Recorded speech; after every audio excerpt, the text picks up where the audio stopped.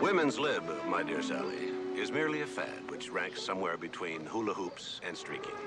As Mr. Darwin observed in his Origin of Species, male superiority is the natural order of things. It is the male who fearlessly defends the hearth, the male who tirelessly provides for the needs of his family. Are you sure that Darwin said that? Sounds more like McMillan to me. Now here, we have a perfect example. Notice the manner in which this enterprising fellow hustles a living for his family. Notice also the helpless female, totally dependent upon her mate, and who lies there like a klutz.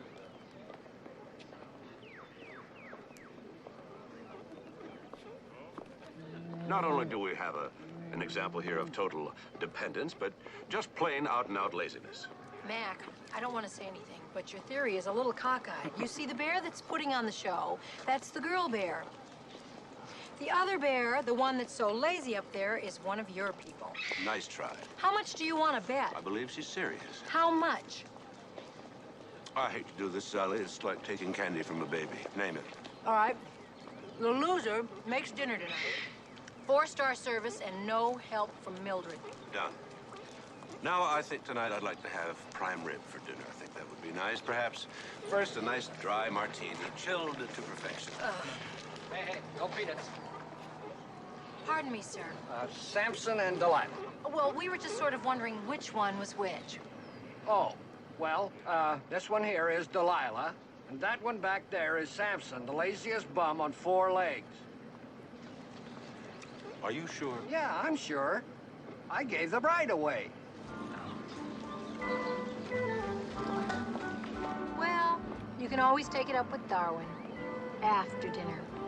For dinner, let's see. I think I'll have a Stilton cheese souffle.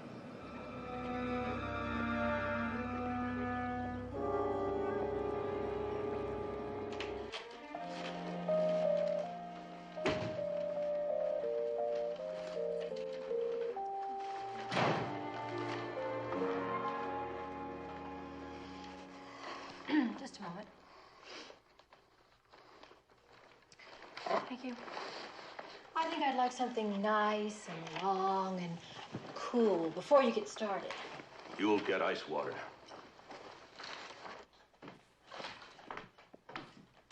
Oh, it's you. I was hoping it was mice, and then I could go back to sleep. You can, Mildred, because you've got the night off. Night off? What am I going to do with the night off? Well, go to sleep. That's what you wanted, isn't it? Well, I mean, if I have the night off, I feel sort of obligated to do something with it, like, well, you know, go to my sister's and be miserable. You just can't waste a night off. I'm sorry, Mildred. Oh, everything's a dilemma. By the way, what's the occasion? Oh, maybe he can explain it to you. Apple juice. Thank you. Hey, why do I have to go to my sister's tonight? You're free as a bird, Mildred. Count your blessings. The commissioner has graciously insisted upon making dinner this evening. Oh, another one of those dumb bets. And you lost again, huh? Good night, Mildred. I always heard you were very bright down at headquarters. How come you, keep losing all these bets? Good night, Mildred. Gonna make dinner again, huh? Good night, Mildred. Listen, are you sure you don't want me to hang around? I mean, you didn't win much with Chef Pierre in there, you know. It's the thought that counts. I'm going to enjoy every minute of it. Okay. Better get myself changed and get out of here.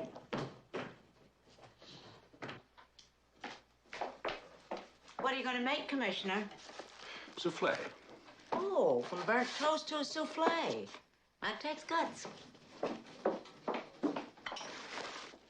Mac, you know, I think some of those nice little pizza hors d'oeuvres would go very well right now. How's it going, Mac? Just great. Dinner will be ready in just a few minutes. I simply can't understand the problem, Mac. I asked for a simple Stilton cheese souffle with sautéed mushrooms, and you make it such a problem. Whatever happened to that famous male superiority?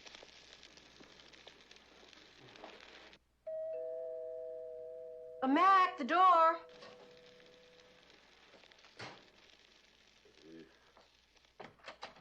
Hi.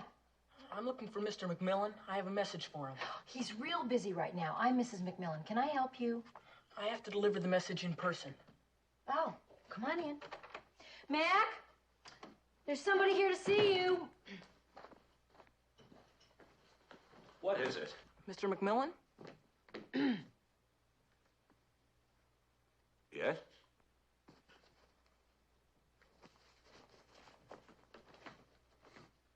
Could I see some identification, please?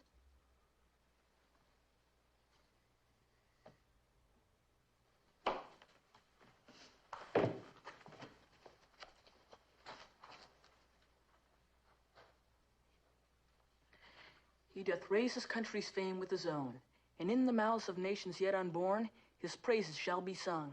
Death comes to all, but great achievements raise a monument which shall endure until the sun grows cold.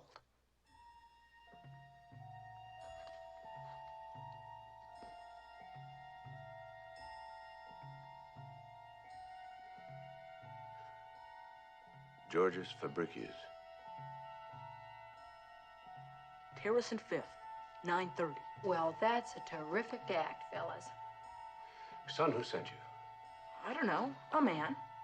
What did he look like? Well, I couldn't see much of his face.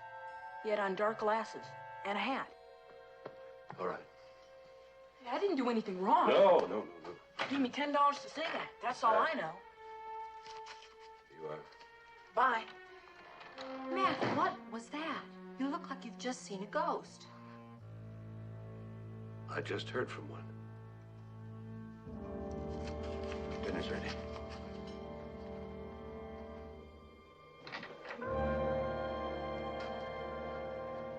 Well, that was some kind of a crazy message, wasn't it, Mac? Code.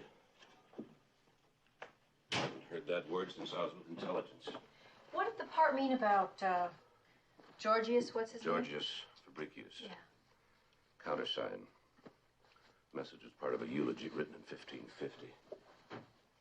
You mean one of your agency buddies is trying to get in touch with you? Dwight Carmichael. Well, that's kind of exciting, isn't it, Mac? Yeah. Kind of weird, too. He's been dead for 30 years.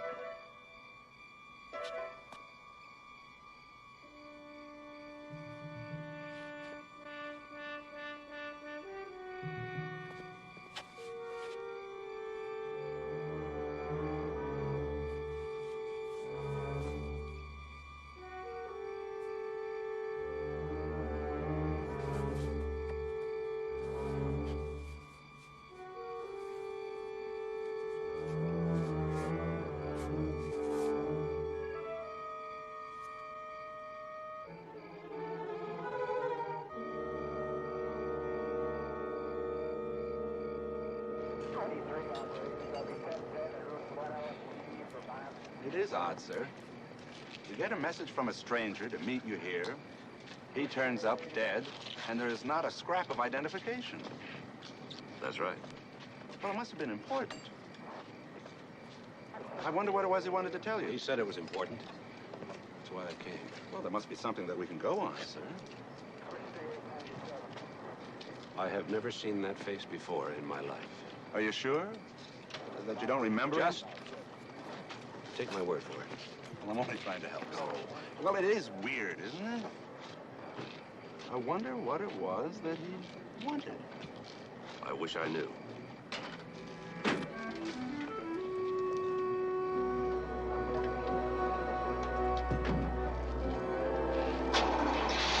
Maybe it wasn't Carmichael. Oh, it was Carmichael, all right. Even with that face job, you couldn't mistake that scar in his arm. Burned in an air crash in Dresden. Mac, what had made you think he was dead? We worked together. He disappeared on a mission. A couple of months later, we heard he was dead. The source was solid, stone cold dead. Only he wasn't dead. Not until tonight. Now, how do I put that in an official report without breaching national security? Poor Enright asked me a couple of perfectly logical questions, and I almost bit his head off. Mac, you're not in intelligence anymore. Why do you have to keep Carmichael a secret? Because he was still a part of it. That's why he was working undercover. He had something to tell me, something about business, only he didn't get to tell me, and that's what makes it a problem. A security problem. Why can't you just call someone in Washington? Oh, sure, I could call Washington, but I'm not going to. He had something to tell me. Something to tell me and nobody else. When I find out what that is, then I'll call Washington. He's a good guy. I like that guy. I owe him something. Where are you going to begin? He's a man who's got no face. He's got no identification. This is all I've got. So I'll begin with this. I'm all alone in this, Sally. I may have to ask your help. Will you help me? Always. That's it? That's it. I'll tell you something. I think you need a chemistry professor, or better still, a clairvoyant for this job. Could it be a Balkan mixture? That's what he always used. Oh, sure. It's a Balkan mixture. It looks like a Balkan mixture. But which Balkan mixture? There must be 95 of them. 95, that's all? Gee, that's not bad, is it, Mac? No, that's very encouraging. Wait a minute. I think I know somebody that can help you. Did you ever hear of Rico Martinez? Rico Martinez, the guitarist? His father was a Cuban tobacconist. Rico is fantastic. He knows everything there is to know. Sold. I'll look him up. Mac. Hmm? What do you think? Yeah, it does wonders for you. Not for me, for you. On the other hand, you may be right. Thank you very much. My pleasure. Come, Sally.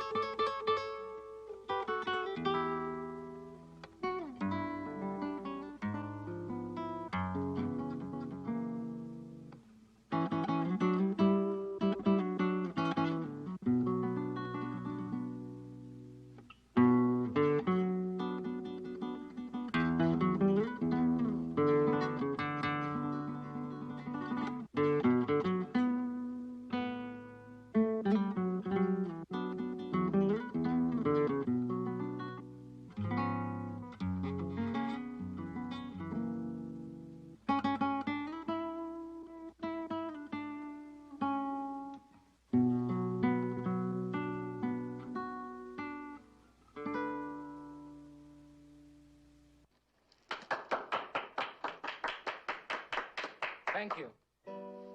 And may I know my audience? My name is McMillan, Senor Martinez. I wonder if I could talk to you for a moment. Of course. Commissioner McMillan, isn't it? That's right. And your companion. Mrs. McMillan, Senor Martinez. Nice to meet you, Mrs. McMillan. That was beautiful. Thank you very much. And how can I help you, Commissioner? Senor Martinez, I understand you're an expert on tobacco. Well, of sorts. I wonder if you could help me with this.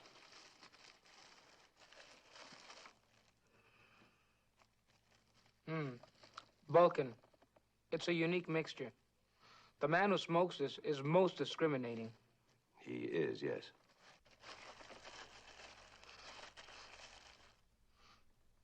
It's called Duvan Shateri, which is nothing more than Serbian for mixture number 3. Very rare in these parts. The only shop that may carry it is Selwyn's on Cable Street.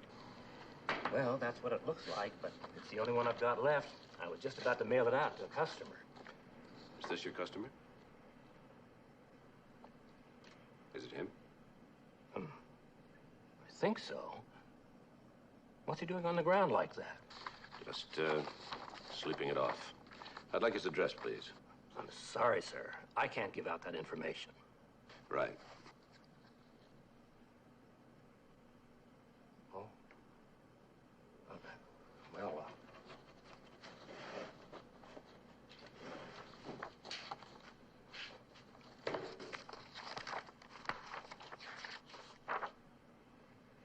Here it is. Carl Reese, 385 Marlborough Street. Thank you very much. He wasn't really asleep, was he? No. Here we are. Carl Reese, apartment B. Suppose nobody answers, Mac. Well, maybe Mrs. Goodbody will. Who's Mrs. Goodbody? The manager. Oh, the manageress. Right. Good old Mrs. Goodbody. I don't do this for everybody. Next time it's gonna take a warrant. I don't care who you are. I'm not even sure this key fits. Well, I certainly hate to inconvenience you, Mrs. Goodbody, but perhaps $10 more would help. Everything helps.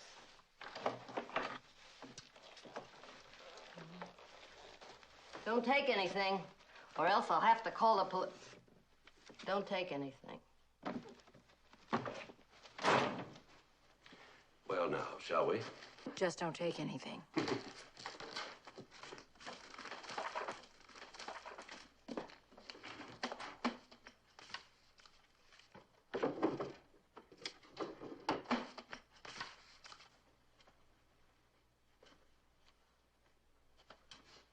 Did you find anything? I'm not sure.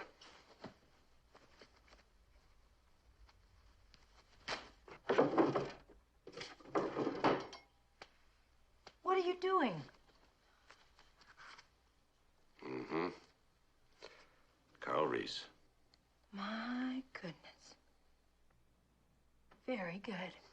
I've got Greece, Turkey, Hong Kong, Spain, Malta, etc., etc. I'd say someone was planning a trip somewhere. Any place. Plus, turn it over. To Carl, love, Laura. Well, we've got something to go on. Can't say you did too much for this jacket. Mrs. Goodbody didn't say anything about tearing clothes up. Yeah, it's something. Laura could be 3,000 miles away. Look at this. Can you make that out? Dishwasher. Dishwasher. Maybe it's elephant. I don't know. If Carmichael bought this, he didn't buy it for himself. At a boutique? Laura. Laura. Let's go. Ah, Mrs. Goodbody.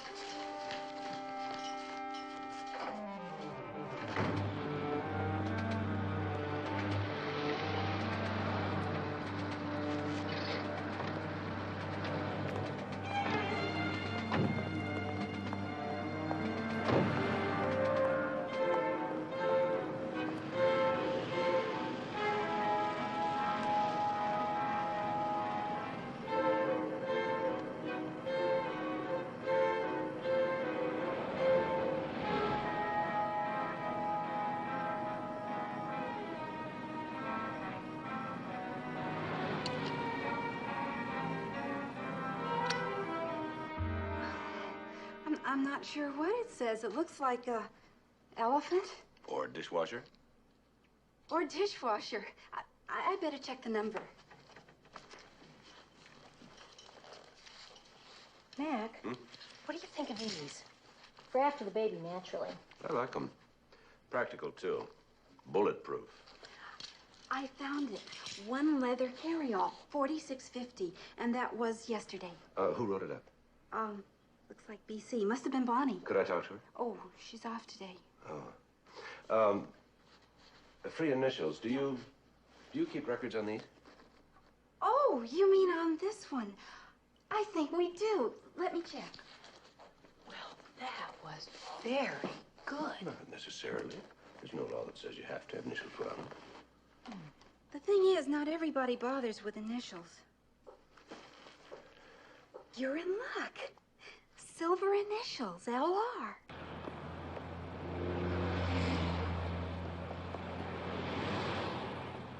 Two leads, Mac.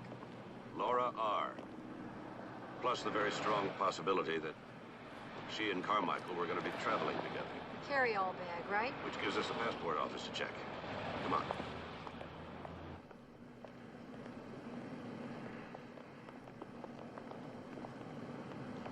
There could be another lead.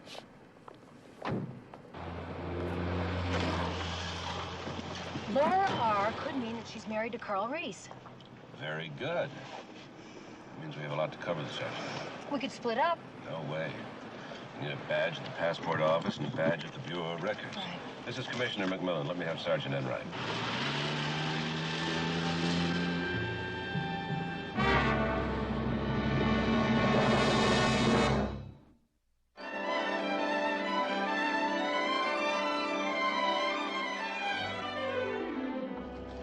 Excuse me, is this new passport? I think it's right over here. No, this is my first trip out of the country, and I just can't believe it. Look, I've been studying French for 3 weeks, and I don't remember a word. Oh, maybe I'll see you over there. Where are you going? We don't know yet. Oh, well, have a wonderful trip. Sorry to hold you up, Commissioner. We don't have anything on a Laura Reese. Got a few other Lauras for you, though.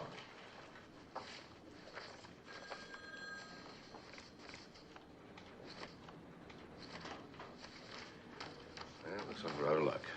Are you sure the application was filed here, Commissioner? I'm not even sure the application was filled out.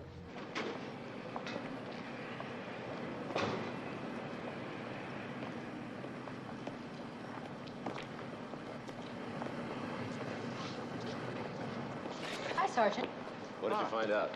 Oh, nothing very much, sir, I'm afraid. If Carl and Laura Reese were married, it couldn't have happened in San Francisco. There's nothing on file at the Bureau of Records.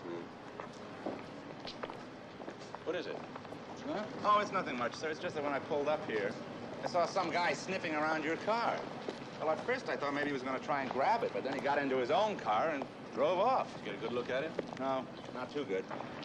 Wearing a green alpine hat and driving a rust-colored sedan?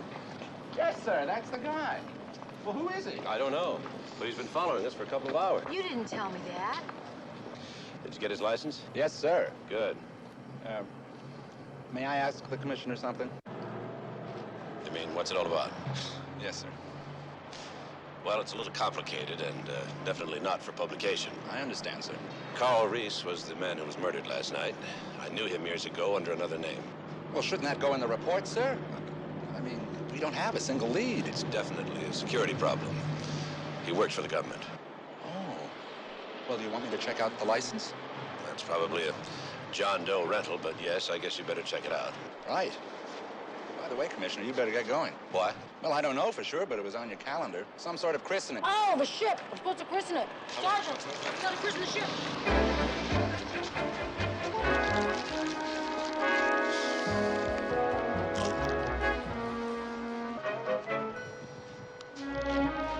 I christen thee number 7384.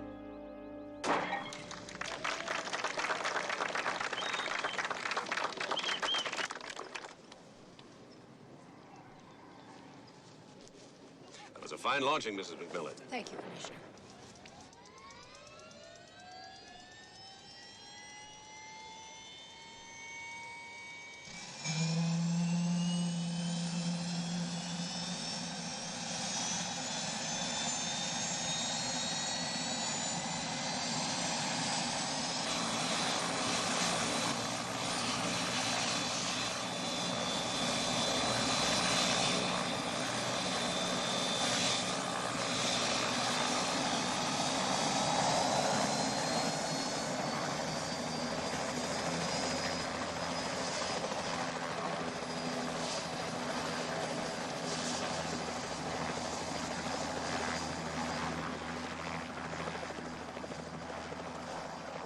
I don't believe it. Walt Harmon. Damn it, Mac, it is good to see you. I figured you'd be in some Albanian prison somewhere or a villa on the Riviera by now. On government pay. You look like you've done all right for yourself, Commissioner. Well, we're all both in the same business, public service. Sally, I'd like you to meet a very old friend, Walt Harmon. How do you do? You're very beautiful, Mrs. McMillan. And very lucky. Thank you. This is a little off the beaten path for you, isn't it, Walt? What brings your body to San Francisco? Just passing through. Is that yours? He's a good man. He worries a little about the crease in his trousers, but he's a good man. Would it be indiscreet of me to suggest that you two had worked together at one time? No, that's a reasonable suggestion, Mrs. McMillan. Call me Sally. Walt used to be my boss. Oh. You got a minute, Mac? Hey, take your time. I'll wait in the car. Nice to meet you all.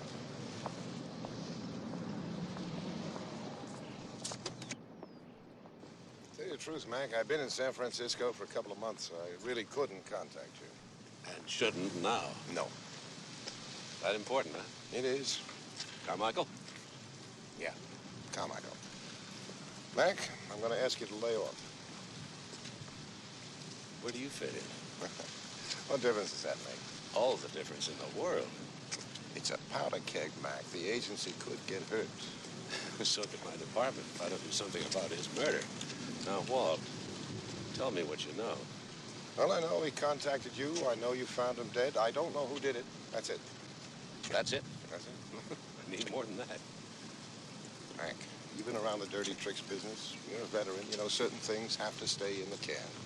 Murder is not one of them. Not around here. That's pretty high-toned. It's part of my job. Now, Walt, look. If I didn't think I was involved in a security situation, I wouldn't feel as if I had to keep this investigation low-key. Now, as police commissioner of San Francisco, I have to walk a very, very thin line. All right. All right, I'll give you everything I've got, starting back in '64, when Carmichael slipped into East Europe, got himself grabbed, and didn't have the good grace to bite into that tiny cyanide cure. Fact is, over the next couple of years, he got less and less graceful. And you really couldn't blame him. A prison cell the size of a toilet will do that for you, especially when you know you're settled in it for life. So, he sold out. An agent never sells out. You know that, Mac. He simply exercises his survival flexibilities. Which accounts for the plastic job. And they give him a new face, a new name, and a new job. Right here. Exactly. Now they have a floater here who can operate with perfect impunity. An ex-agent whose face couldn't be recognized by our people in a million years. Maybe you recognized him.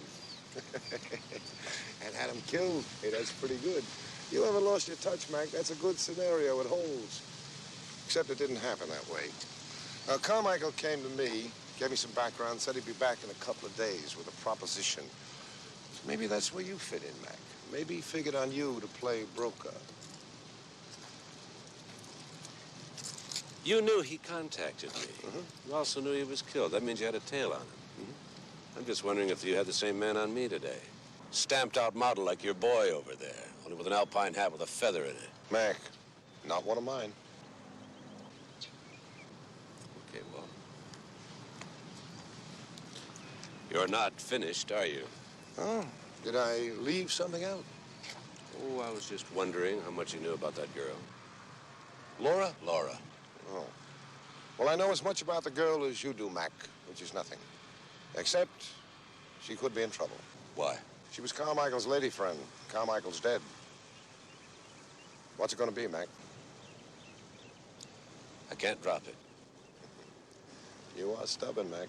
You always was stubborn, you know that? Only, they don't let it get you in over your head, How? You got a job to do? Okay, do it. But keep it low-key. Make it sound like an order. All the way from Washington, Mac. People back there are going to be embarrassed about Carmichael. They get embarrassed enough, there's going to be some sound, there's going to be some fury. I wouldn't want you to lose your job, Commissioner. Is that a threat? No, no, no. It's just advice.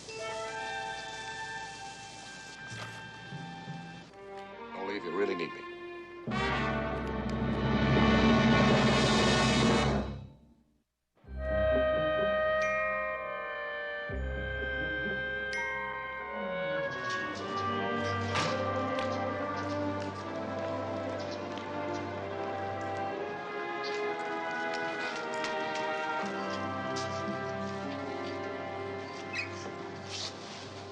Yes?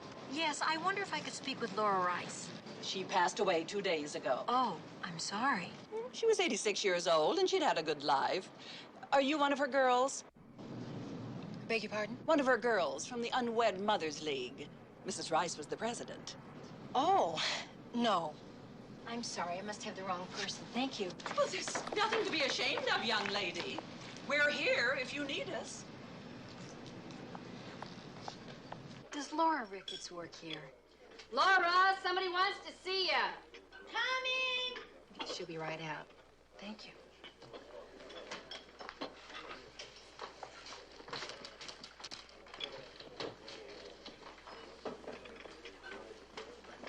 You wanted to see me? Yes, could I have a cup of coffee, please?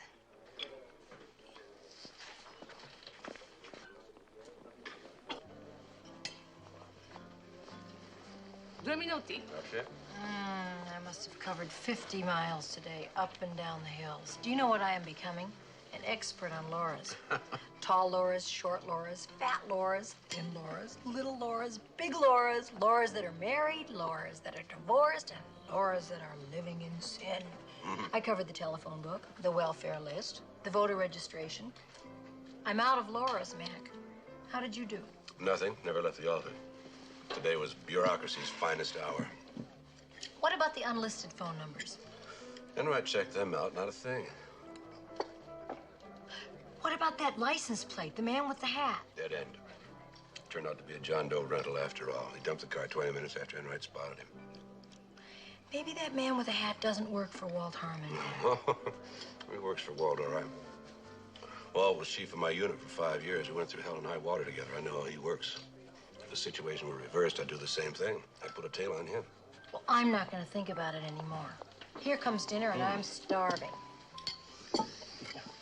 Does that smell good? Enjoy. Grazie. You don't. No, go ahead. No, go on. Go on.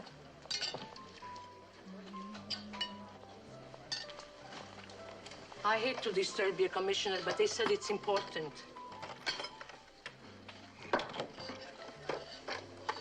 Yes. What? No. I haven't. Right. Yeah, I'll be right over. What was that? Laura? Our Laura? Our Laura. She wants to see me now. You're kidding. How did she find you? Called home. Mildred told her we were here. Senora, look, you go ahead and finish. There's no reason for both of us to go over there. Mac, I'll see you at home. Mac, I'm an expert on Laura. Remember? Senora, it breaks my heart, but we have to leave. Oh. Ernestina, do you have a doggy bag for linguine?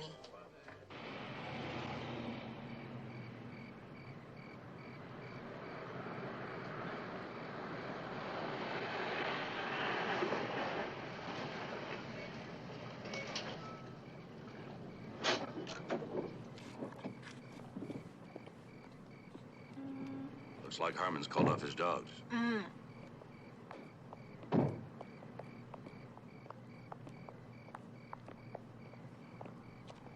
Sally.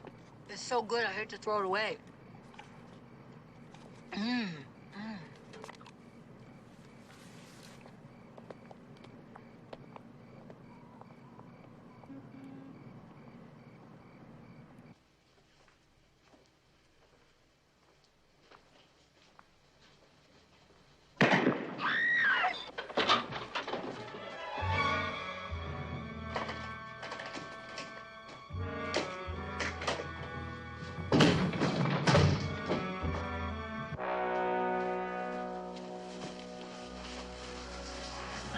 Stay down.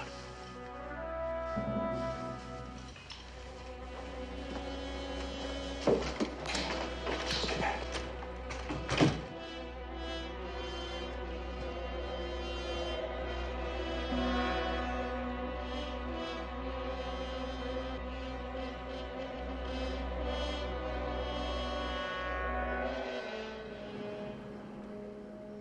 Why would anyone try to kill me?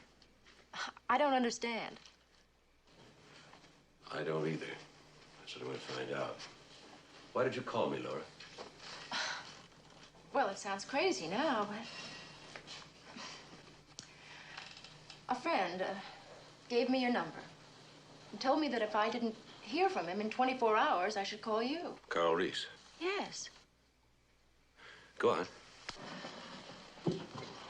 Well, it sounded mysterious and silly at first. I thought he was joking. But then I didn't hear from him, and I got worried, so I called you. And then this happened, and, Well, now I don't know what's going on. What is happening? Is Carl in some sort of trouble with the police? No, Laura. Carl's dead. No. No. Oh, no. Oh, no. I'm sorry. I know this isn't the right time, Laura, but I have to ask you some questions. I think I'll get you a glass of water. You see, Laura, Carl was murdered. Murdered? That must be why he gave me your phone number. He must have known he was in danger. What do you know about him, Laura? He was quiet. He stayed to himself. He didn't bother anyone. Why would anyone hurt him? Why would anyone want to hurt me? Did he ever talk about his work? Not very much. I knew it had something to do with insurance. Insurance investigating, I think. Did he ever mention which company? No. Oh, I think maybe he did once, but I didn't pay any attention. The home office was back east somewhere. That's why he could work out of his apartment here. How long was he here in San Francisco? Only a few months. We met when he first came out here. And you were going to be married.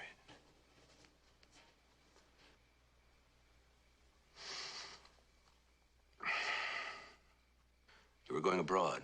Where, Laura? We weren't sure. We talked about it dozens of places. We were like a couple of kids. Everything had such a special excitement about it. It was wonderful. What were his plans? How were you going to live? He'd, come into some money. An uncle, I think. But that wasn't the truth, was it? He didn't tell me everything, did he? No. Will you tell me? Please tell me. Carl worked with the government. That's all I can tell you. All set? Yes, sir. Laura, I want you to move out of here for a few days. I don't think anybody will bother you again, but I'd rather be on the safe side. If you think it's better. I'd feel better. Now, if you want to go anywhere, if you want to go shopping, to work, anywhere, I'll have somebody along with you to keep an eye on you. Better put some things in the bag, I guess. If there's anything you need now, Sergeant N right here, we'll get it for you. Thank you. And if there's anything that I can do, you just call me. Thank you. Commissioner, I almost forgot. Wait. That's for you.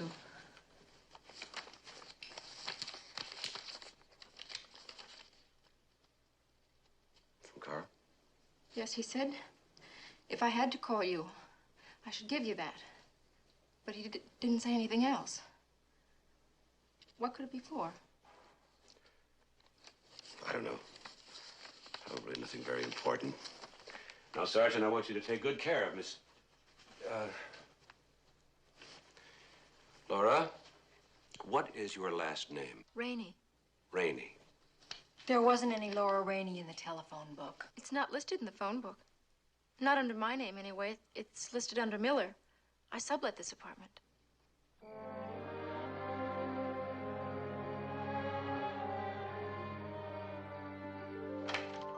Oh, it's you. What did you expect? Well, burglars, if it wasn't you.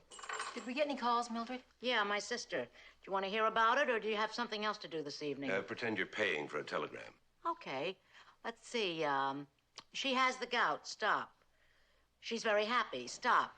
She hears that only rich people get the gout. Stop. Love, Mildred. Stop. How was dinner tonight? Well, have you got anything in the kitchen?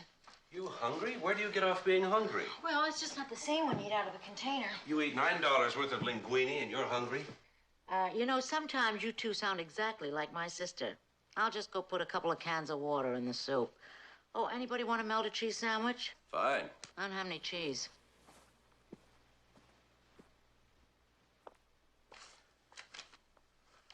You know, he made it tough. This key is a duplicate. Not a single identification mark. Well, I don't know how Carmichael ever expected you to figure out what it's for. Oh, I know what it's for. What? Key to a safety deposit box. There must be at least 25,000 of them in this city alone. Why do spies always work in riddles? Why couldn't Carmichael have just told Laura what bank he wanted you to go to? Didn't want her to know, probably. Didn't want her to get involved. Well, I feel sorry for Laura. She's so confused, Mac. He was playing good odds, Sally. If the key somehow got into somebody else's hands, whatever is in the safety deposit box would remain safe. I see what you mean. Not just anybody can open up a safety deposit box. Commissioner of Police can.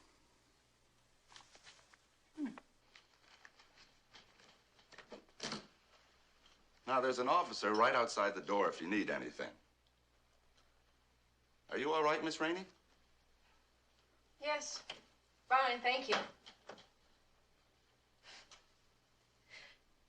It's funny, isn't it? How people say they're fine even when the world is falling apart around them. What am I doing here anyway? Why is this all happening? It's so confusing. Well, it settles. It always settles. People pick up and they start again, and then it's behind them. Thank you, Sergeant. Good night. Good night. Sergeant, would it be all right if I used the telephone? A friend of mine may be trying to call me at my place, and I'm afraid she'll be worried. You use that phone as much as you like.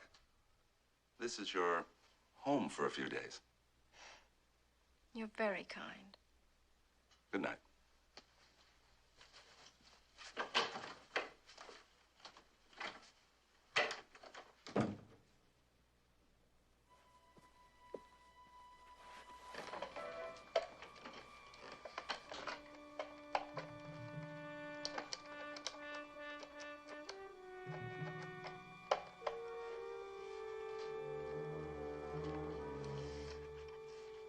Hello. It's me. No. No, they've moved me for a few days. The new number is 555-5933.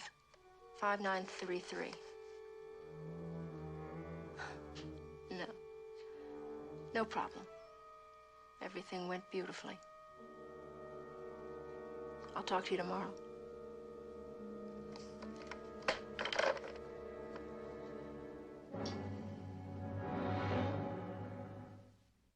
No. R-E-I-S-S. Reese.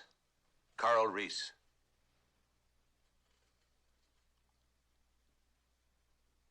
Nothing? All right, thank you.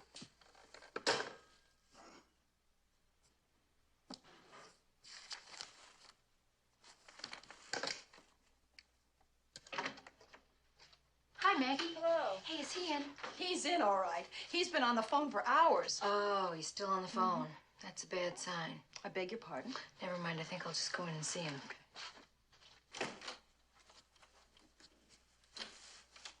I see. Well, thank you very much. Any luck? No luck. I ran out of banks. Is it possible that Carmichael used his own name instead of the name Carl Reese? I tried that. Oh. Maybe he used another name. How about that name, that code name the little boy told us about the Georges other night? Fabricius? Right. Hey, you're getting very good. You know that? I tried that, too. Oh. There's something missing.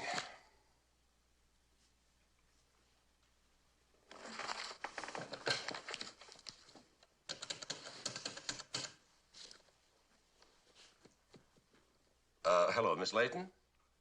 Yes, this is Commissioner McMillan again. I have another name for you. You're right. Stuart McMillan.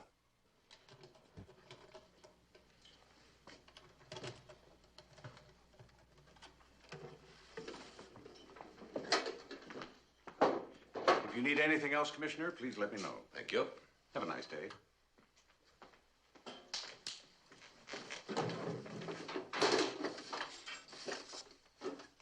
That's it? What were you expecting? Well, I don't know, $1 million, diamonds, something. Keystone. Keystone. What is that? Is that somebody's name? Somebody you know?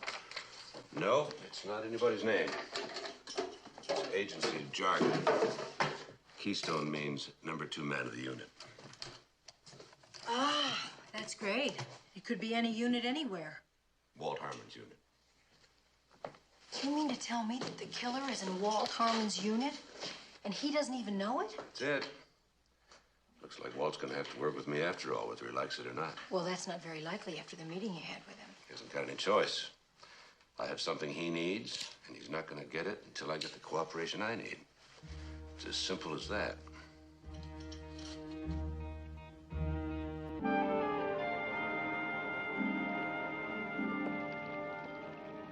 Magnificent, isn't it? All the drama, mystery of life in that fading light.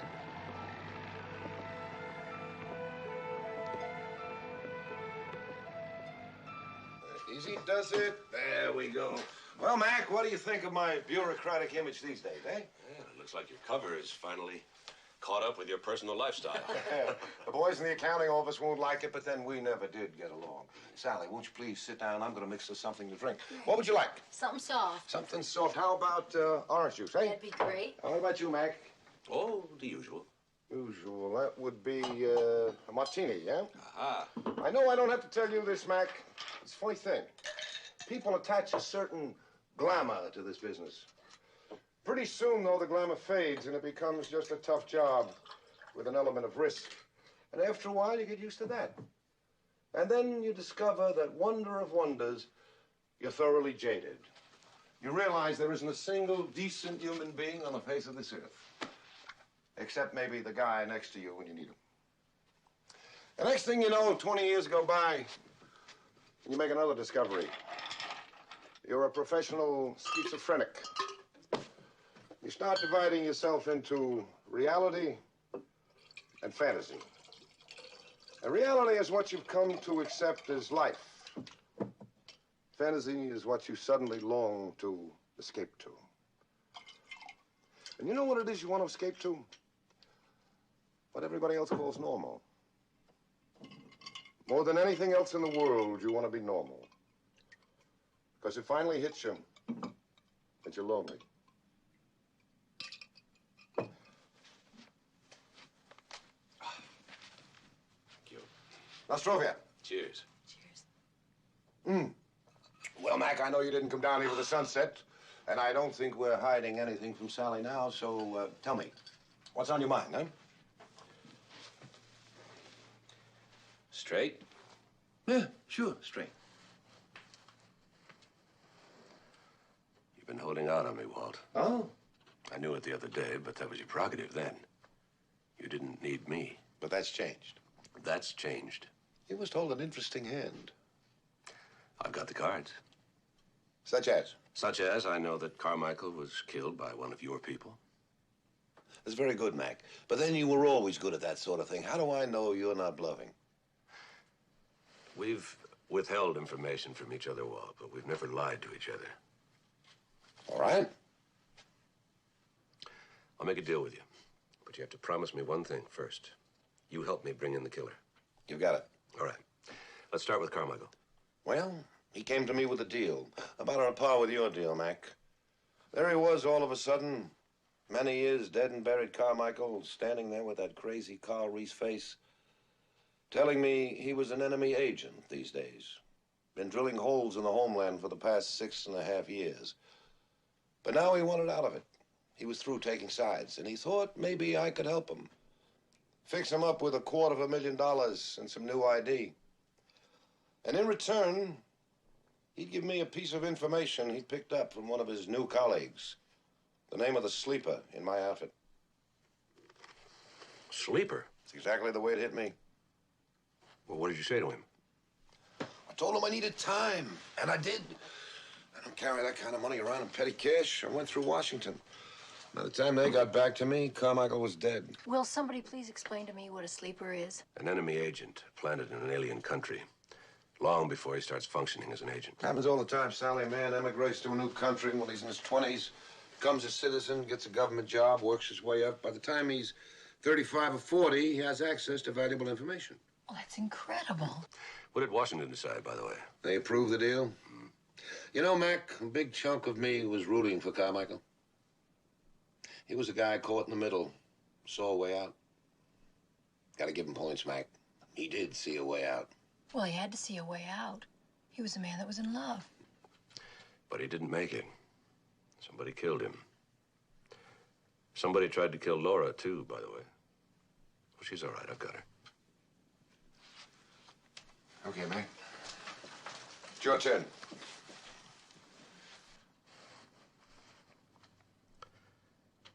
Keystone. Don't play games with me, Mac. I'm not. That's crazy. Where'd you get that? Looks like Carmichael got to me after all. Let's call it a legacy. Keystone. I'd have gone along with Santa Claus first. Look, Mac, I'm going to ask you to call off the deal. Let it ride, the whole thing. I knew you were going to ask that, Walt. I can't do it. Come on, Mac, come on. Think of what I could do with this situation. I could pull the strings on him. Sure. He thinks he got away with killing Carmichael and continues to operate as your Keystone. And you just sit back quietly milking out his contacts. But you forgot one thing, Walt. Laura. Keystone thinks she knows too much. He'll keep after her. Mac, Laura's no problem. We'll wall her up someplace. The East Coast, if you like. I'll pick up the tab. You can't just shuffle people around like canned goods, Walt. And I can't just write off a murder. And that's it? That's it.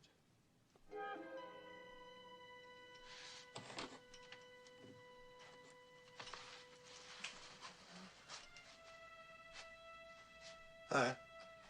I guess I'll have to live with it. How do we take him? I'll set something up. Call you.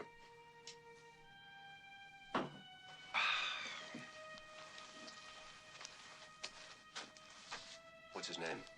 Cushing. Cushing? Yeah, you saw him the other day, but don't let his looks fool you. He's sharp. Not as sharp as my old Keystone, though. I'll bet you didn't know that.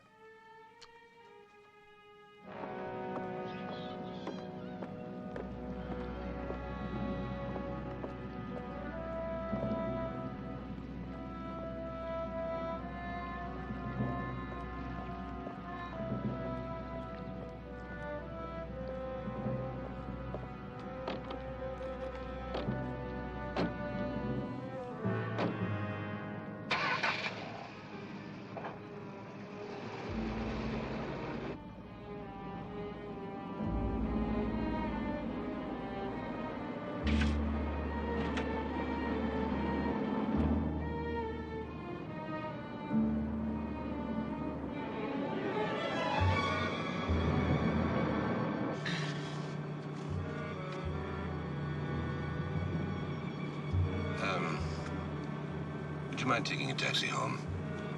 I have a couple of things I better take care of first. No, I don't mind.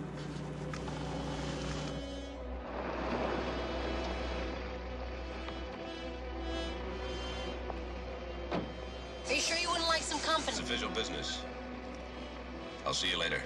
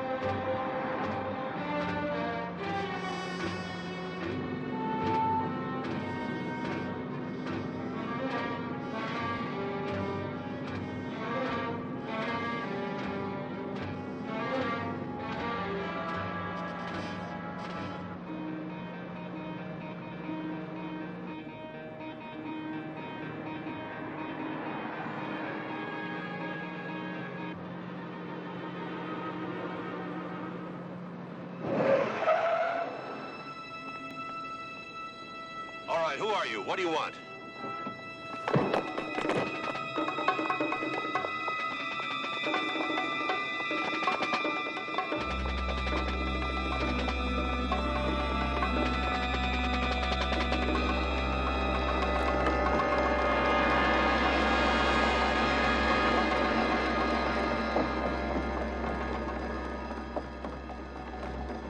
I'm looking for Moby Dick. Oh, it's a boat!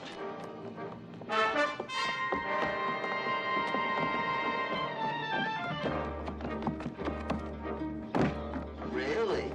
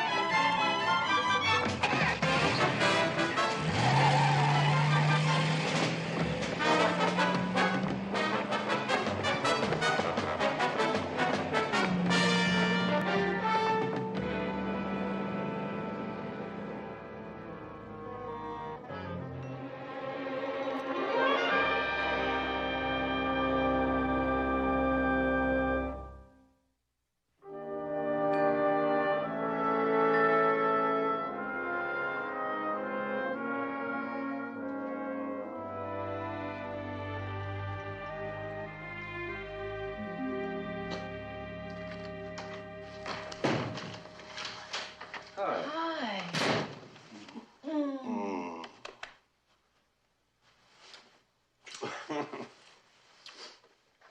Your official business sure didn't take very long. My official business turned out to be a wild goose chase. Don't get yourself comfortable. Walt Harmon called. Oh, Your meeting is tonight. Oh.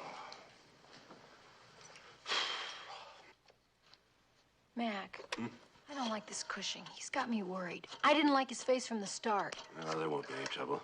What time? 9 o'clock at the roller bowl. Now, why would he want to meet you at a roller bowl? Maybe he likes to skate. Enright? Me. Tell me something. Been roller skating lately?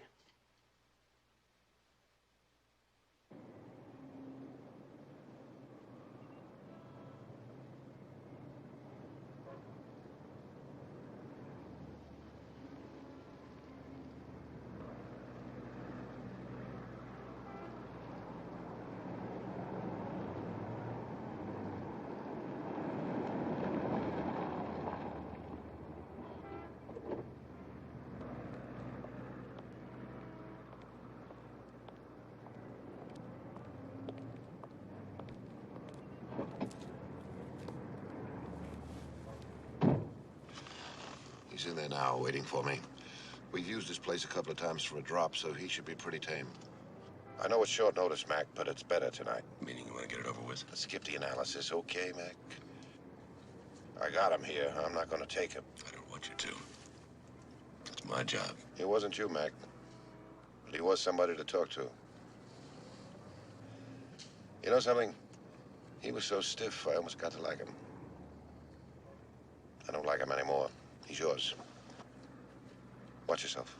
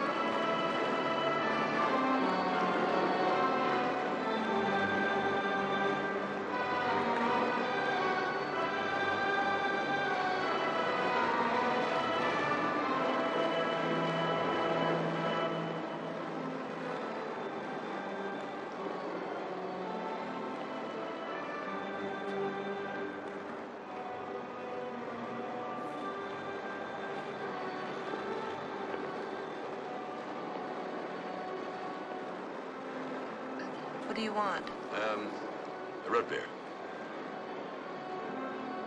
How much is it? Sign's over there.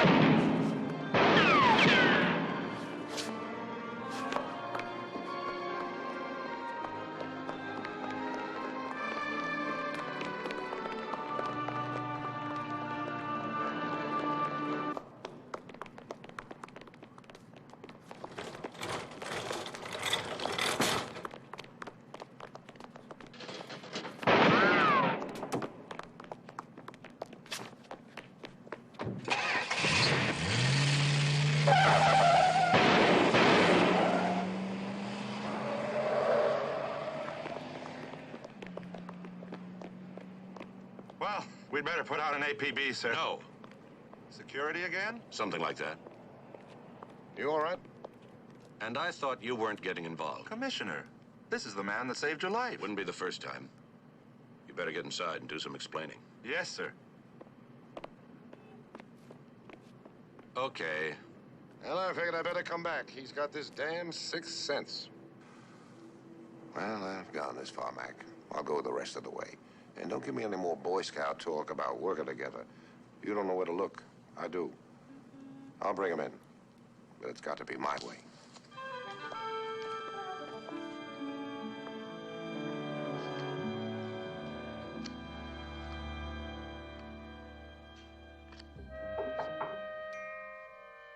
Yes?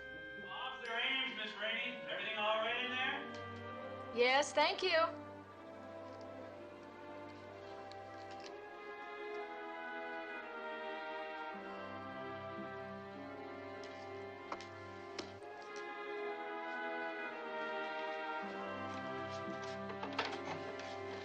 Mr. Ames, it must be awfully boring out there. Would you like to come in and play some cards? Well, I don't know. I shouldn't, really. It'd be a good way to keep an eye on me. I guess it is at that.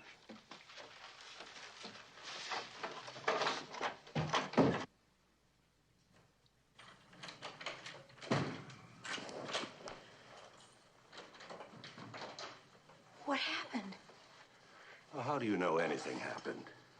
I talked to Sergeant Enright. He got away, didn't he? For the moment. 10 o'clock, and all's well. McMillan residence, Mildred speaking. Yeah, if you'll hold on a minute, I'll see if he's here. We've got a world champion heavy breather on the phone. He wants to talk to you. Who is it? I don't know. He didn't breathe his name. McMillan. Well, my name's Cushing. I think maybe we better meet and straighten out a couple of things. Well, I suppose I could. What's the matter with right?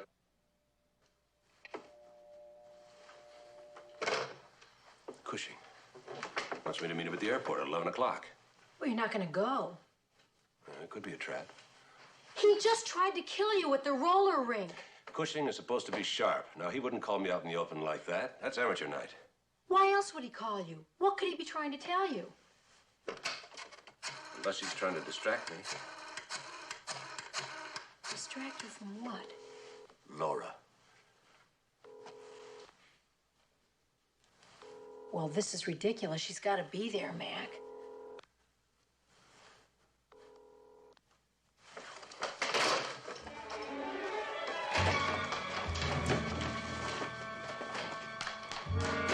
Anybody for a three-handed game of poker?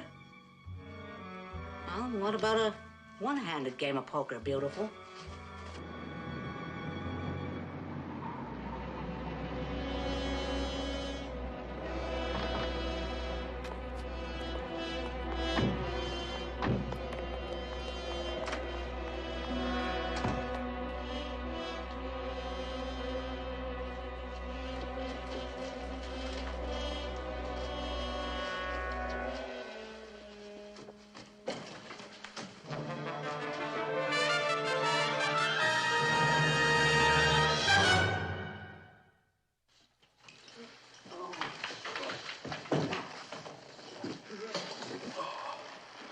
Oh. Oh, Commissioner. What happened? Oh, she hit me. Why would she do something like that? I was protecting her. Laura? Yes, ma'am. Go on. Well, we were playing cards. Oh, you know how it is, Commissioner. I guess she got a little lonely being cooped up in here. Well, anyway, she said she was going to get a cold drink out of the refrigerator. Asked me if I wanted something. I said, no, thanks. And she gets up, goes past me, and bang, that was it. Went out like a light. Well, I'll be. What? I just realized something, Commissioner. She hit me with her hand. Are you sure? Yes, sir, I'm sure. But I couldn't in this world tell you why. Well, something must have happened to make her do it. Something you said or did. Well, I don't know what it could be. We were only playing gin.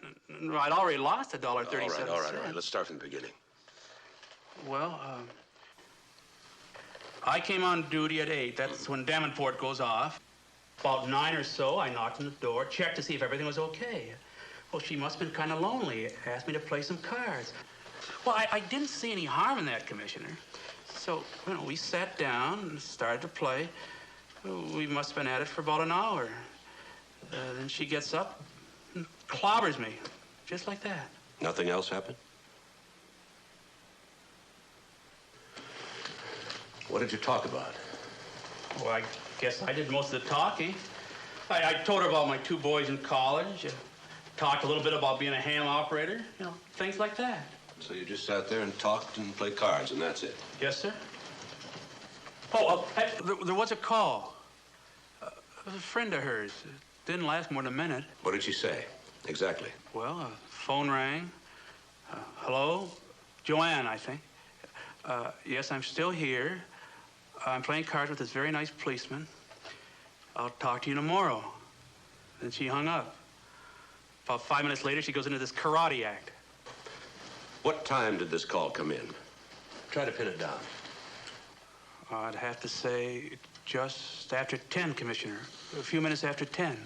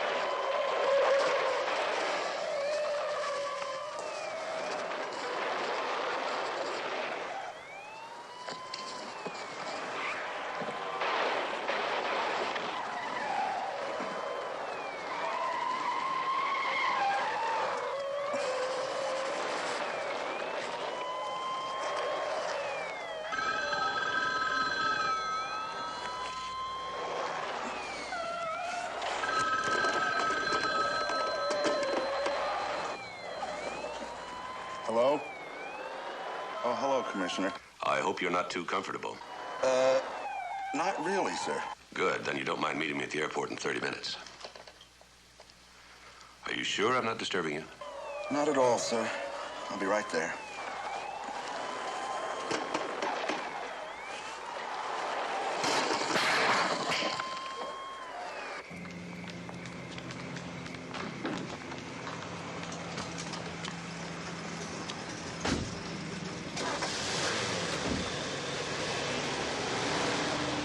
Would you mind telling me what's going on? I'm not sure yet. Well, you know more than I do. Why are we going to the airport after all? We're working on the assumption that Laura is a helpless little pawn in the situation, right? Well, I'll give you this. She's a lot of things. Helpless she ain't. What if Laura isn't who she says she is? Then the phone call makes some sense. It does? Not to me. Laura got her call a few minutes after 10, is that right? Yeah. Mm-hmm. What time did Cushing call me at the apartment? I don't know. 10 o'clock and all's well. Mildred! That's when she answered the phone. And a few minutes after that, Laura gets a call from a friend. And a few minutes after that, Laura slugs poor Ames over the head and she gets out of there. Why? Because somebody told her to. Told her that Cushing was going to be at the airport. What does Laura have to do with Cushing? And besides, how could anybody know what Cushing was telling you over our phone? Unless our phone's been bugged. That doesn't make any sense. It's all crazy. Not if Laura's the sleeper. Laura? Laura is an agent? Laura, or whatever her name is, finds out that Carmichael made a deal with Walt Harmon, the name of the sleeper, in exchange for a new life. That means she has to kill Carmichael to shut him up. Then she establishes herself as Carmichael's girlfriend. She puts her own picture in Carmichael's apartment. And the receipt for the leather carryall. The final touch was that fake attempt on her life. That set me up for the safety deposit box. With Cushing's name on it. She made Cushing her patsy. The moment I opened that envelope, Walt Harmon and I were on the trail of the wrong sleeper. I think Cushing's onto her. I think that's what he wants to tell me at the airport. That is a fascinating theory. The only thing is, if Cushing isn't the sleeper, then why did he try to kill you? Because he thought I was trying to kill him. Huh. Where does that man with the hat fit in? I don't know yet. But he's got to be in on it with Laura. I'll bet you he fired that shot into her apartment. The man with the hat? And if I'm right, he's also the guy who tapped our phone. And if I'm right, Laura and the man with the hat are on their way to the airport. If you're wrong? The action's still at the airport.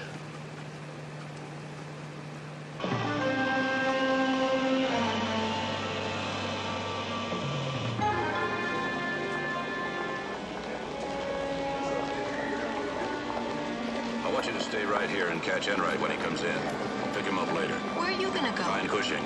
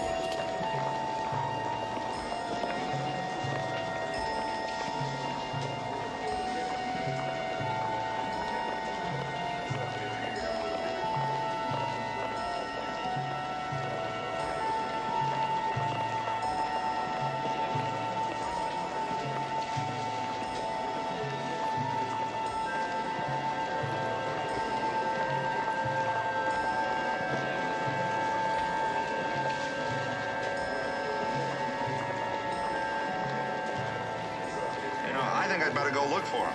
I don't know, Sergeant. He said to wait right here. I know, but I really think I should go look for him.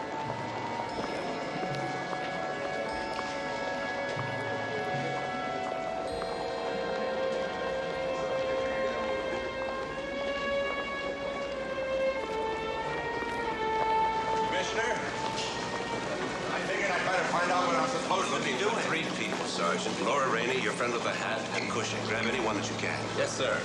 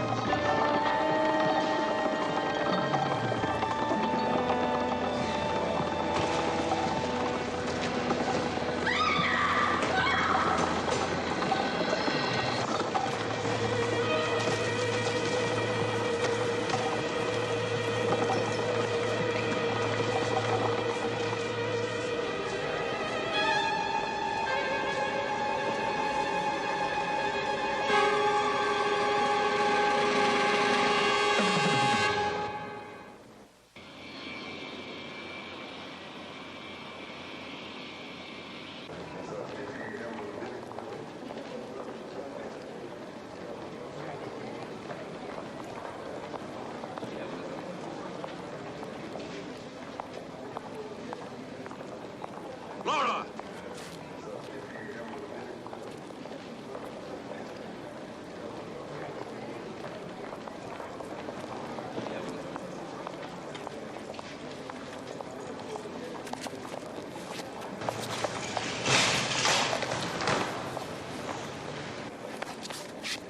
Stay there.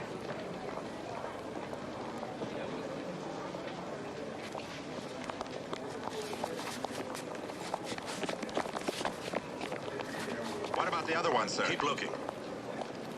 This gun wasn't fired. Do you think I killed him? No. Someone else got there first. But I wanted to kill him. More than anything in this world, I wanted to kill him. All right, then. If it wasn't you, it was your partner. You're under arrest for the murder of Carl Reese. Carl. You're arresting me for Carl's murder. I loved Carl. That's the man who killed Carl. He was trying to get out of the country. That's what I'm doing here tonight. Carl and I were on opposite sides of the fence. I started out deceiving him, but I ended up loving him.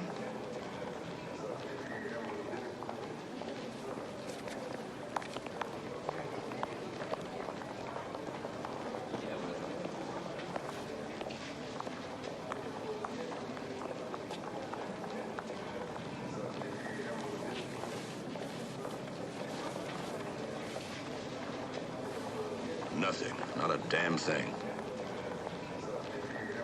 Flight 900 to Geneva, departing at 11:30. Final call, please.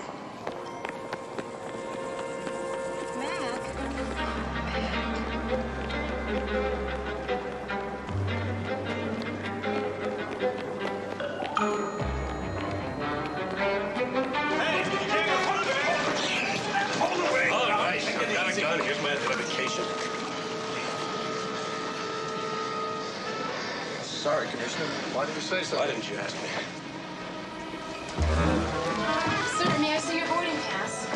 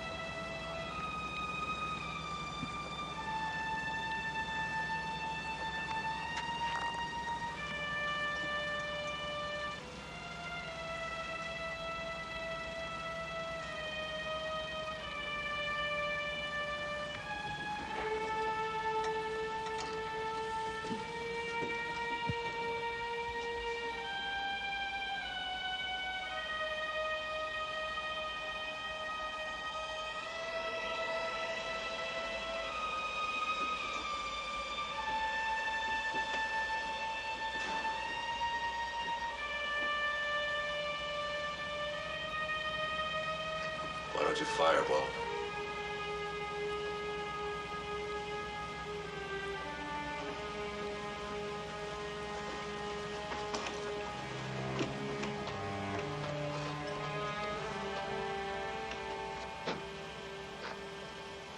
It's empty, isn't it?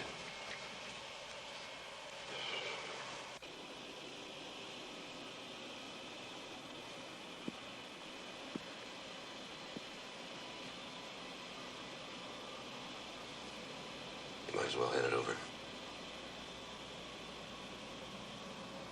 Yeah. Might as well.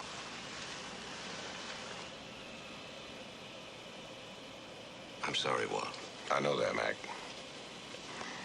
Damn, but you're good. I didn't think you'd catch on. The truth is, I didn't catch on till now. You're the sleeper. I'd never have found you if I hadn't found this. It's brand new, Walt. It couldn't belong to the guy I thought I was chasing. His name's Tanner. He works for the agency, too. Looks like Washington was onto me, Mac.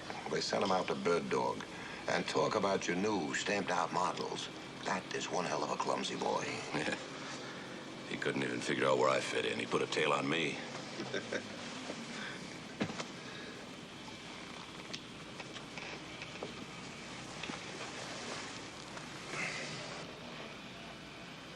Carmichael was blackmailing you, wasn't he? Yeah.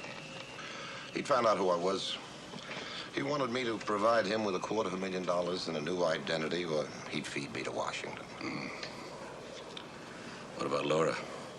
How does she fit in? Well, she worked in my section back in Washington. And while Carmichael was waiting for me to come up with the money, I played Cupid. Worked like a charm. Carmichael should have known better, but he fell in love. And, of course, I was figuring on knocking him off through Laura. Didn't work that way. No.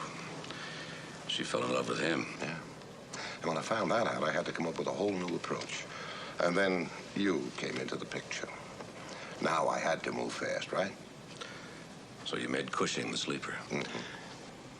And you told Laura he killed Carmichael. Yeah.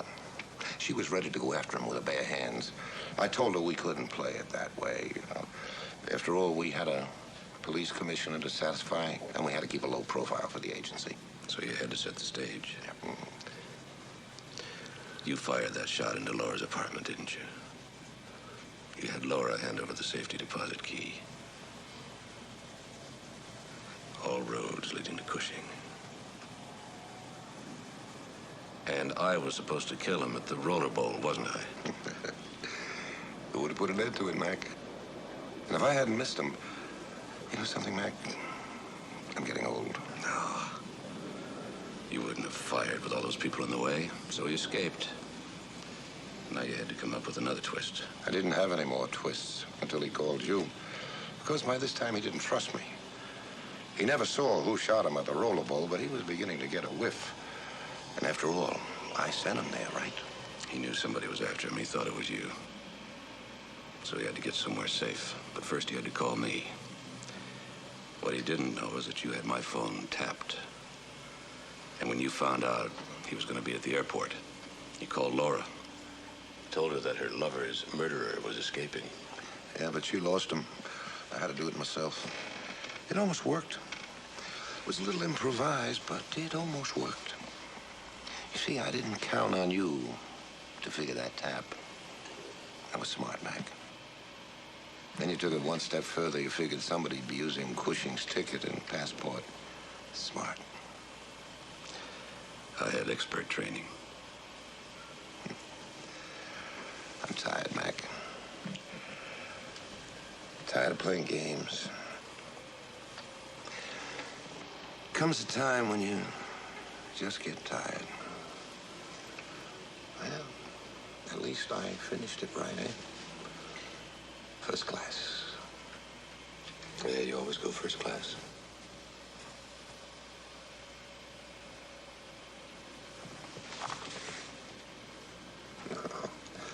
Don't worry about it, Mac. I'm just as graceless as poor old Carmichael was when he got caught. I threw the cyanide away months ago. You know how tired I really am, Mac? I couldn't even kill you.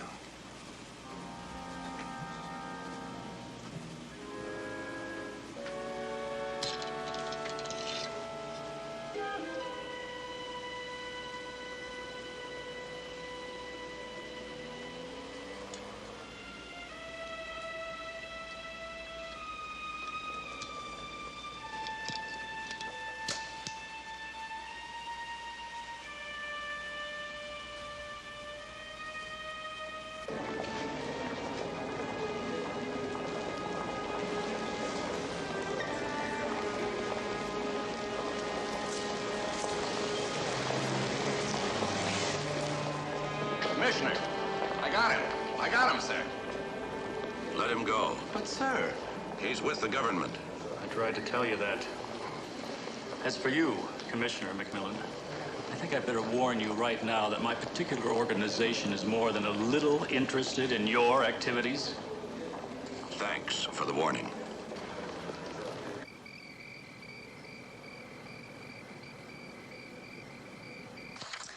Mac? Hmm? You know, I've been thinking. Walt Harmon was an enemy agent, but he was a good friend, too. You know, people don't think of spies as human beings, but they are. I guess it's just a weakness that they can't help. Or a strength. I always thought of it as such a glamorous world. But Walt was right, it's not. You made the right decision. What's that? Getting out of the agency. Being a spy is dirty, dangerous business. I'm just glad you went into police work instead.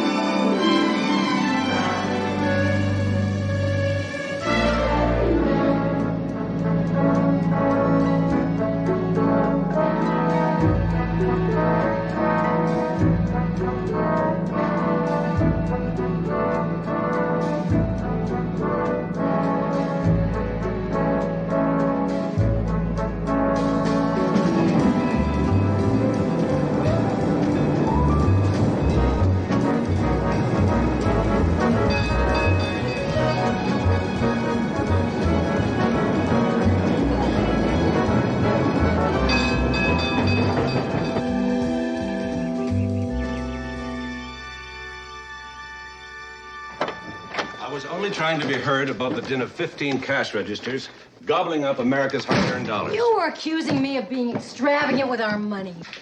I merely asked why you ran out of money again this week when we increased the food budget every week for the last 2 months. Ha! Well, someone told the supermarket. For example, wheat treats. Marked 68 cents. Then gets crossed out and they put 76 cents. Then today they charge you 79 cents for a box of wood shavings. Why are you opening those? You hate wheat treats. Those are for Mildred. I'm looking for the iron-on patch. We better let Mildred put this stuff away. We're going to be late. We're supposed to be at the Lobster Trap at 6:45. Why? It's the opening of the Civic Light Opera House. Can't you remember anything? The Merry Widow. You're going to love my dress. It's blue. It's got a little fringe top. Kind of wiggles when I walk. We're going to have such a good time. And what am I supposed to wear? Last month you loaned my tuxedo to Jim Hansen. He hasn't returned it yet. I know. I went to a rental shop and got you another one. It's in the closet. All right, as long as it's black and it doesn't have black ruffles. It doesn't have any ruffles and it is black. Don't panic. Well, goodbye. Hello, Mildred. Commissioner, Where are you Mrs. going, McMillan. Mildred? I'm going to my sister's. It's a family crisis. We fear a sudden case of insanity. Your sister? No, me. All right, Mildred, what's going on? Well, this arrived for you, Commissioner, about an hour ago. Mildred. Well, I steamed it open in case it was good news, and I could seal it up again and surprise you. Then it's bad news. Well, let's look at it this way, Commissioner. It's good news if you're the kind of person who can look on an epidemic and think of it as a great chance to do medical research. Arrive 8:05 Tuesday the 10th. The 10th, that's today. Flight 5:20. Can't wait to see you both. Love, Mother. Mother? Whose mother? I'll give you a hint. I'm leaving. Wait a minute, where's it from? Marrakesh. My mother can't even spell Marrakesh. It's your mother. My very thought, Mrs. McMillan. She's going to be arriving right in the middle of the baked Alaska. Mildred, as long as you're deserting us, why don't you open the door on your way out to the unemployment office? Oh, well, no one can accuse you of being subtle. I'll give you that. Muriel. I'll bet you don't remember me. Oh, I bet I do. Mother. Sally. Beatrice. Beatrice, good to see you again. What do you want me to do with this? You really want to know? It's delightful to see you, Mother, but you're not supposed to be here until 8:05 tonight. Nonsense. Here I am. Why, Flight 8:05 arriving at 5:20. I knew there'd be a reasonable explanation. And you're not to go out of your way for me. This is to be a short visit. You won't even know I'm here. You know that bird talks. No, could you hum a few bars? How was your trip? Simply marvelous. I was seated next to this perfectly wonderful little man from Libya. Well, I think it was Libya. Anyway, one of those countries that are nothing but sand. And he didn't drink. Not a drop. Something to do with his religion, you know, like the WCTU. So I had his. Oh, dear. I'm just so exhausted. Would you like another drink? Oh, well, I suppose one more wouldn't hurt.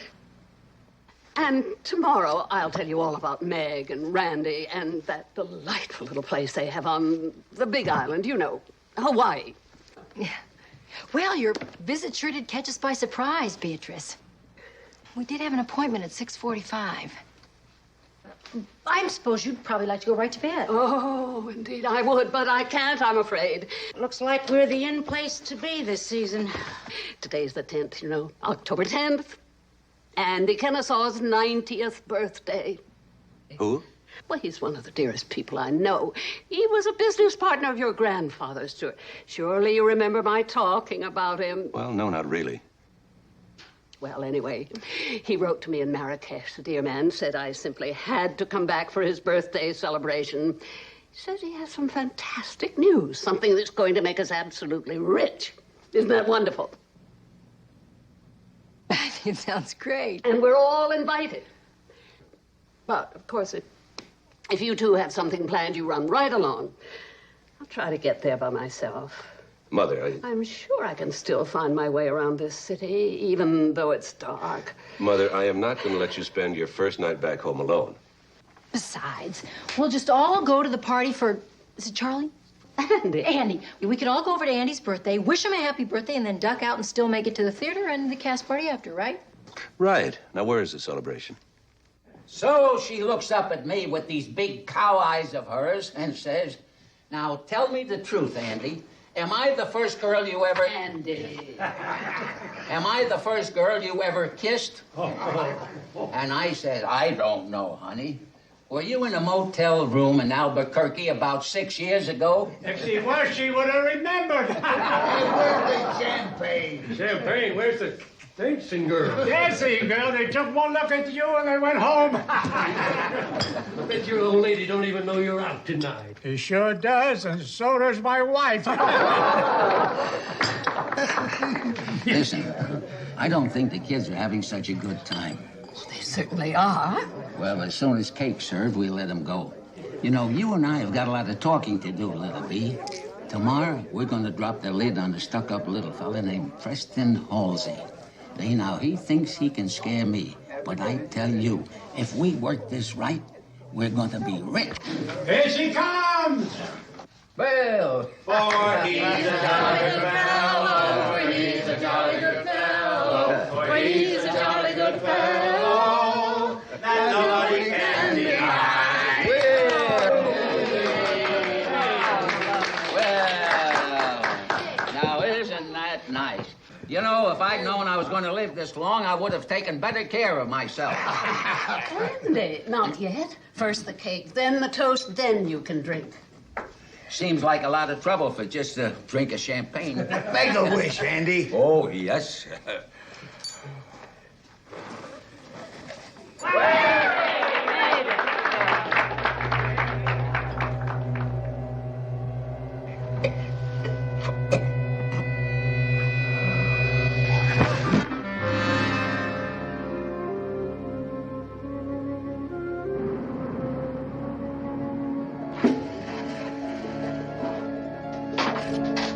The onions.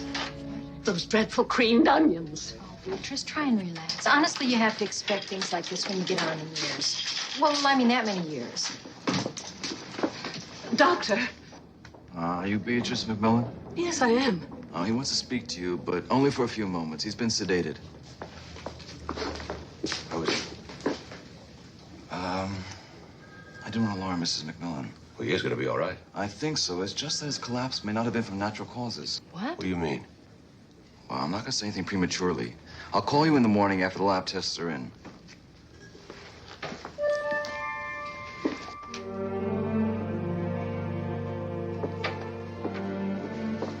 B? It's all right, Andy. Coat pocket. Envelope.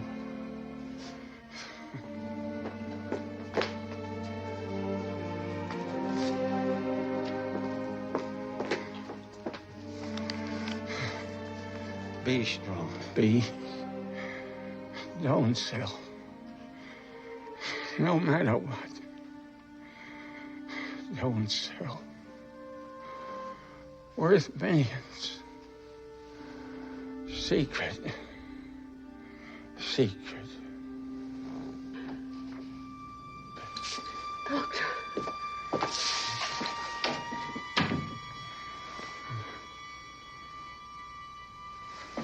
He's just asleep. Oh.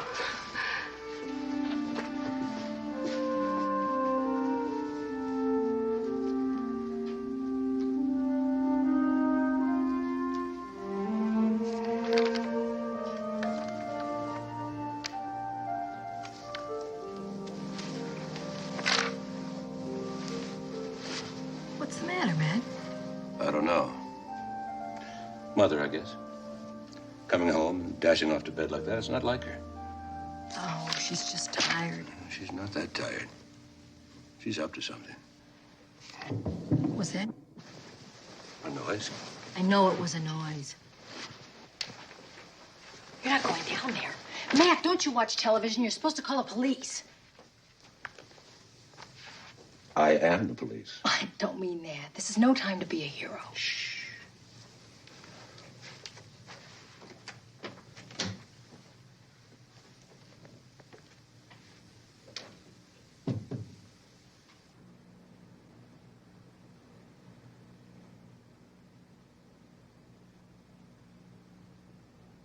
Hands up or shoot! You scared the hell out of me. Well, I heard these noises down here, and I didn't know what to do about it. It wasn't me. Well, it wasn't me. Oh.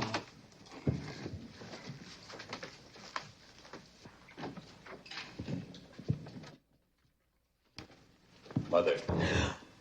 Stuart, you frightened me. Oh, you McMillan sure scare easy. What are you doing down here? Looking for something in all this old stuff I've been storing here for years. Here it is. I knew it would be here somewhere. Must be 75 years old.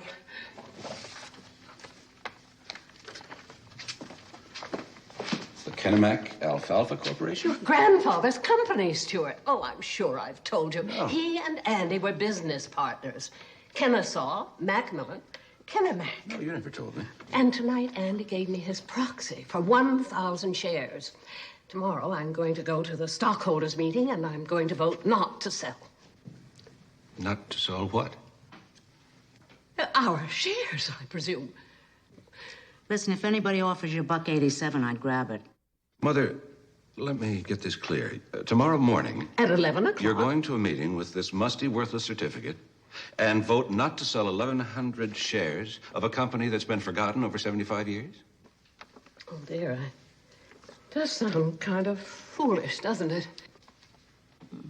But I have a wonderful idea, Stuart. You could come with me. Oh, you'd be such a help. I just know it. Well, I'd like to, Mother, but tomorrow I've got a lot of work to do. Sure you have. Maybe Mrs. McMillan can go. I intend to, Muriel.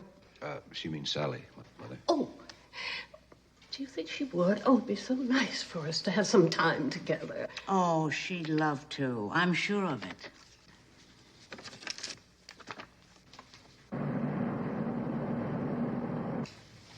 Poison? A minute amount of cyanide. Not enough to kill him, but right now he's in a coma, and it's getting deeper. Oh, no. All right, thank you, Doctor. Good morning, Commissioner.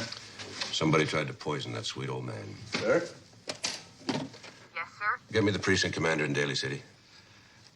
Andy Kennesaw. Somebody poisoned his champagne. Mother stopped him before he could drink the whole glass. Sir, I'd be glad to help out on that investigation. I've got a very light schedule today. Good. If you could just swing a replacement for me tonight. Replacement? Well, I've been asked to give a speech at the police academy tonight on the importance of proper reporting procedures in felony investigations, and frankly, sir, Oh, no, you can't. Daly City has jurisdiction. Sir, you've got to let me. Please. Well, I'm a man of action, not of words, and this speech has got me tied up in knots. My hands are shaking. You'll do just fine. What if my knees knock? Wear a baggy suit. Will that help? No, you'll do just fine. Listen, do you know anything about the stock market? Well, I do own a few odd lots, blue chip stocks mostly. You ever heard of Kennebec Alfalfa Corporation? No, sir. Is it listed on the big board? I don't think it's listed anywhere. Would you check it out? Well, I don't know if my stockbroker is into that issue, but I'll find out what he knows, sir. Very good. Would you like to hear it now? What? My speech. The Kennebec Alfalfa Corporation. Yes? Captain Jameson of Daly City on the line, sir. Thank you. Captain, good morning. Listen, we got an attempted murder on your FWV hall last night. Would you check it out and keep me posted? And put a guard in the hospital, huh?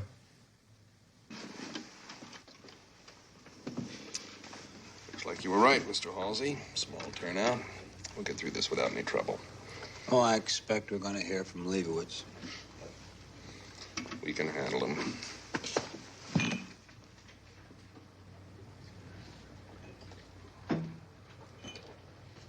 My daughter-in-law was supposed to come with me today, but she's home, recovering from an upset stomach.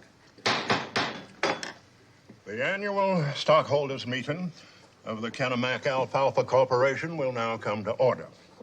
Poor girl, these things come on her so suddenly. But she did so want to be here with me today. Yes, ma'am. Will now come to order. Oh, excuse me, Your Honor. Go right ahead. Thank you. We'll dispense with the previous minutes because that meeting was in 1926 and nothing much happened anyway. So we'll come directly to the point.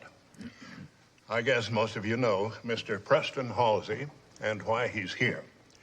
Harvest Foods, whom Mr. Halsey represents, has offered to trade 1 share of Harvest Food stock, which is worth almost $60, for 1 share of Kennebec Alfalfa. Now, seeing as how we haven't declared a stock dividend since 1909, I'd say that's a very handsome offer. I should like to ask a question. Yes, Mrs. Beatrice McMillan. I should like to ask why. Why this person is offering us so much money if our shares aren't worth anything. May I respond to that, Amos? Why don't you let me tell her, Halsey? You're out of order. They're trying to steal my property from me, Mrs. McMillan, that's why. It is not your property, Mr. Leibowitz. Happy Howard, Slightly Used Cars, has been doing business on that property for the past 16 years. But the property is only leased. You see what they do when you're just a little guy? Halsey here wants to put up a packaging plant to make that lousy breakfast cereal. Acres and acres of land for sale all over the country, but no, they gotta come after me. And as soon as he gets control of the stock, he tosses me and the cars right out on the street. Mr. Leibowitz, nothing has been decided. You had that land rezoned, didn't you? You and that bird-brained zoning commissioner. So we'll make an arrangement. My foot. It's taken me 16 years to convince the public that I really am honest. You know how tough that is when you're in my business. Nobody comes on my property, nobody. If I have to barricade the place and chase you off with a shotgun. You're out of order, Leibowitz. Yeah, sit down and be quiet. Let's get on with the vote. Yeah, well, out of order, Leibowitz. If you don't restrain yourself, I'll have you bodily removed, Mr. Leibowitz. By who? By me. You have to be quiet. Gentlemen, behave yourselves. Grown men acting like children. Especially you, young man, trying to intimidate poor Mr. Leibowitz here. You ought to be ashamed. Now, I don't know what the rest of you are going to do, but I have a proxy here for 1,000 shares. And 100 shares of my own. And I am going to vote not to sell. Now you're out of order, Mrs. McMillan. We've got all the votes we need. I've got 500 shares myself. My grandfather has another 500. And I've got 50 shares. I've got 100. And I control 1,000, Mrs. McMillan. So as you can see, the outcome is pretty well determined. That's right. We just want to vote and get out of here. I got to go to work. Now, hold on just a doggone minute. First off, where I come from, we treat our women folk like ladies. You people have been downright rude to this young lady this morning. And another thing, why are we so all-fired anxious to get this beef to market before we even know if it's been fatted enough? What is that supposed to mean? That means a sheep is not a sheep when it smells like a coyote, and I smell me a flock of coyote in this room. And now, just a second, cowboy. Now, this young lady here asked why Harvest Foods was willing to pay $60 a share for this company. And I don't believe I heard anybody giving her a straight answer. So it seems to me, if Mr. Halsey here is willing to pay $60 a share, he might even be willing to pay $80, even $100 a share. And just for the record, I've got over 1,700 shares and proxies, and all 1,700 are with Miss McMillan here. I vote no. You're out of order. You're out of order.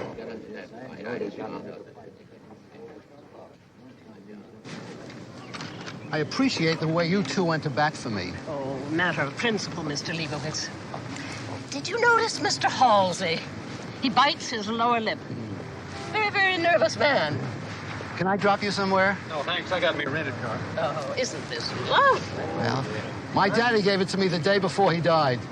Didn't look like much then, but I put a few dollars into it. You know, I don't think we've heard the end of those fellas in there. Well, I warned them. Buck's right, Mr. Leibowitz. But violence is not the answer. What we need to do is to bring your case to the public eye. The idea of a huge company like Harvest Foods trying to swallow you up. Mrs. McMillan, people don't generally care a whole lot for used car dealers. They think we're all crooks. Are you a crook, Mr. Leibowitz? I never cheated a customer in my life, and that's a fact. I believe you, sir. In fact, I have bought many fine cars in my life from people in your business. Thank you. I don't know what you got in mind, but I'm with you all the way.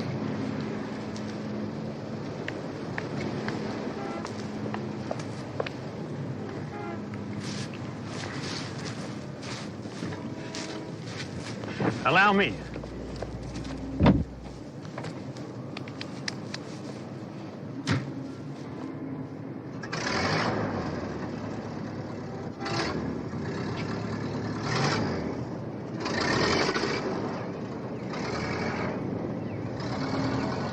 I don't know what you got in mind either, ma'am, but I'd be honored to buy you lunch and discuss it. Well, as my daughter would say, Mr. McCord, right on.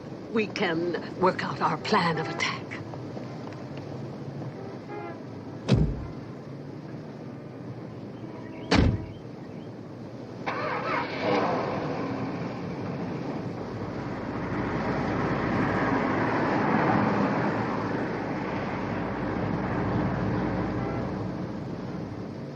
Not a very productive meeting, Tolliver. Who knew about the old lady? And Mr. McCord. You said there was going to be no trouble. Look, the stockholder records are very old. We couldn't locate everybody. I don't want to hear excuses, all right?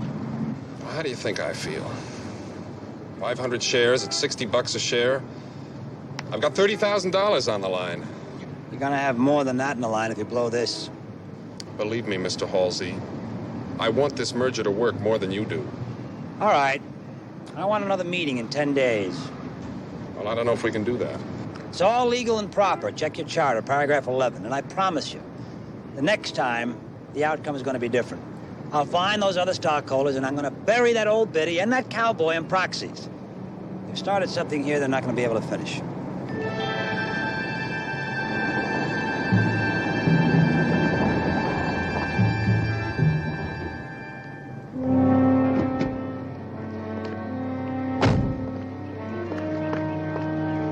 Where to, sir? City Hall. We better have a talk with Edgar Winfield.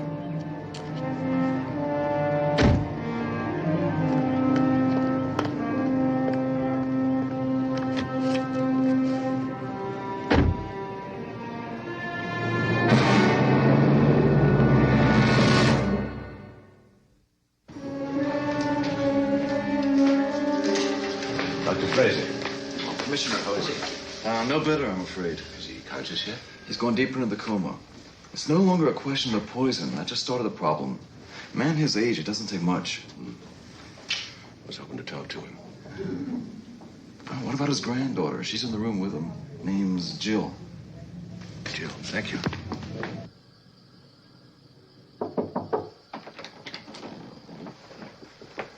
Excuse me, you Jill? Yes. May I come in? Of course. You don't know me. Oh, but I do know you, Commissioner. Grandpa's talked about you a lot. Well, he has. Grandson of John T. McMillan. Mm-hmm. Why would anyone want to kill him, Commissioner? I'm going to find out, Jill. And everybody calls me Mac. Did your grandfather ever mention to you about some stock he owns in Kennebec Alfalfa Corporation? No. Do you mind if I look through that? No, not at all.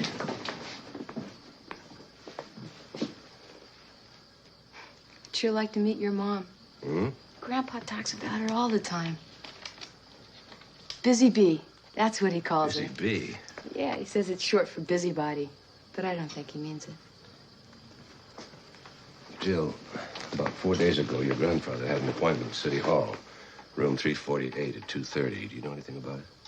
I wouldn't know. I don't live with him. I mean, I visit him a lot, but what he does and who he sees, I guess I've been ignoring him a lot lately. I think he's going to be fine. Do you mind if I keep this? No, not at all. Listen, if you have nothing to do tonight, why don't you come by the house? Meet my mother and maybe have dinner with her. Thanks. I'm getting pretty tired of egg salad sandwiches. It's the only thing I know how to make. Wait till she shows you her recipe for peanut butter and jelly sandwiches.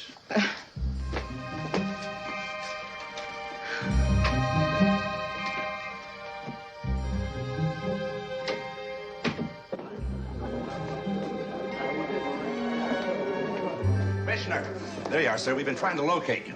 What? It's your mother, sir. She's not hurt. Oh, no, sir, nothing like that. But you know the old expression, you can't fight City Hall? Well, I don't think your mother ever heard it. I have no intention of taking a flying leap, young man, and I'll thank you to show more respect. Well, lady, I'm telling you, there's nothing I can do. Now, come on, lady, let's go. Look, Please. would you leave her alone? Look, Look, young man, outside. it's all very simple. I need a permit to picket. You're not a union. I am a citizen. You want a parade permit? Swell. 5 days waiting period. You want to make a speech? You'll need a speech permit. That's the pink form, 3 days, and you got to have it signed by the mayor. Now, look here, partner, look here. Now, why don't you just give the lady what she wants and make us all happy, huh? What makes you think that you can buy a city official for $10? Oh, he's right, Buck. Give him 20. Lady, I've had it. I'm going to lunch. The counter is closed. You can wait here all day for all I care. What seems to be the trouble here, Perkins? Yes, Commissioner, it's this woman. Yes, well, I'll handle it. Right this way, Mrs. Stewart! Yes, right this way, Mrs. Stewart. Ladies and gentlemen, my name is Sergeant Enright, and I'd be glad to help you in any way that I can. But as a devoted public servant, I must honestly say to you that there is absolutely nothing that I can do for you. Excuse me. Buck, this is my son, though you'd never know it from the way he treats me. voice down. Buck McCord, sir. Can you tell me what she's trying to talk Careful, Buck. He's a cop. Power mad, you know? Oh, Mrs. McMillan, that is your mother here, We're fixing to protest the acquisition of this little used car lot by Harvest Foods. You see, they're trying to buy up this alfalfa company. And that ridiculous little man in there won't give us a permit. Well, if this place is on Long Valley Road, in the first place, you don't need a permit. It's an unincorporated area. Now, in the second place, it's none of you... Isn't that wonderful, Buck? Oh, thank you, Stuart. That's absolutely wonderful. Mother, just a moment. Excuse me. Now, you listen to me. Don't you shake your finger at your mother. Somebody tried to kill Andy last night because he was trying to stop the merger of two companies. I think one is a direct result of the other. It's possible. Now, you and one are trying to pick up the gauntlet. What happens if they focus on you? And who is they, Stuart? I don't know. Of course you don't. Look, you're a dear son, but I came halfway around the world because an old friend needed me, and I'm not going to let him down. Mother, Now, let me finish. A terrible injustice is being perpetrated by an awful little man named Preston Halsey, by him and that dreadful cereal company. Andy wanted that merger stopped, and we're going to stop it. You can't. I've been around a lot longer than you, and I know this much. If you start letting people walk all over you, you'll become everybody's doormat. I haven't started yet, and I don't intend to start now. See you tonight for dinner. And don't be late. I'm cooking.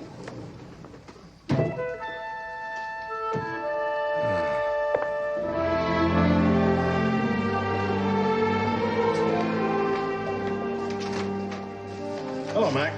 Short day, Edgar? Just taking some paperwork home. Too nice a day to spend around here.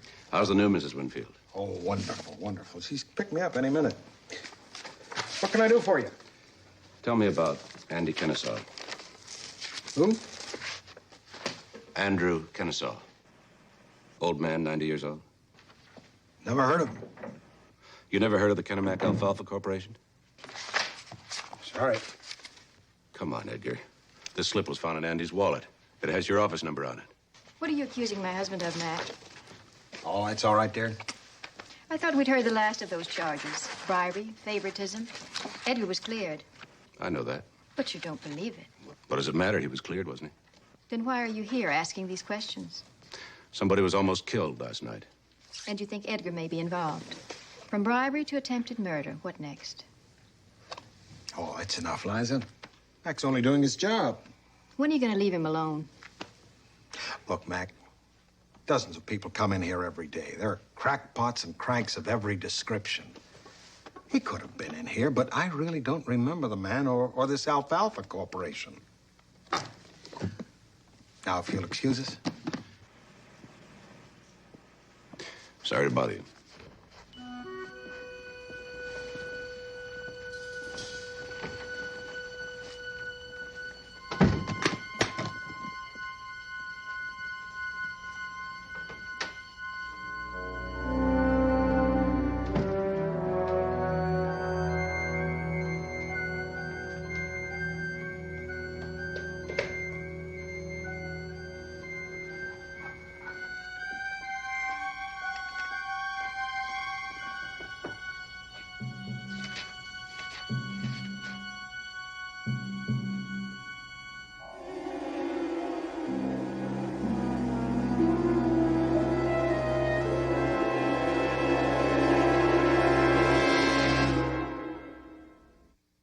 The interrogating officer must lead the murder victim, murder witness, to a description of the crime, oftentimes through subtle techniques.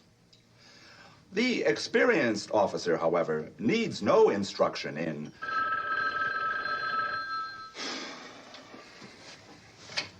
Hello? Oh, yes, Commissioner. Am I interrupting anything? Sir, as a matter of fact, I... Good. What did you find out about Kennemac Alfalfa? Oh, no. Sir, it completely slipped my mind. I'm sorry. You see, I have this speech tonight. All right. Get on it first thing in the morning, will you? Oh, and while you're at it, see what you can find out about a man named Preston Halsey, an employee for Harvest Foods. Commissioner, I'd be very happy to get started on Preston Halsey right now. I mean, as soon as you phone the academy and tell them I can't make it tonight. No, tomorrow's fine. Sir, it's really no problem. Oh, and dig up that file on Edgar Winfield. The stuff the grand jury looked at a few months ago.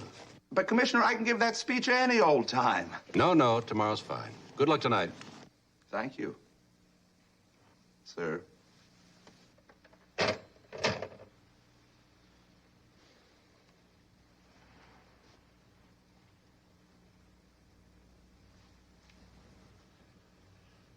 Good evening, fellow officers. You've probably been asking yourself, when I get my first felony investigation, and I put that triplicate carbon pack form into the typewriter, will I measure up?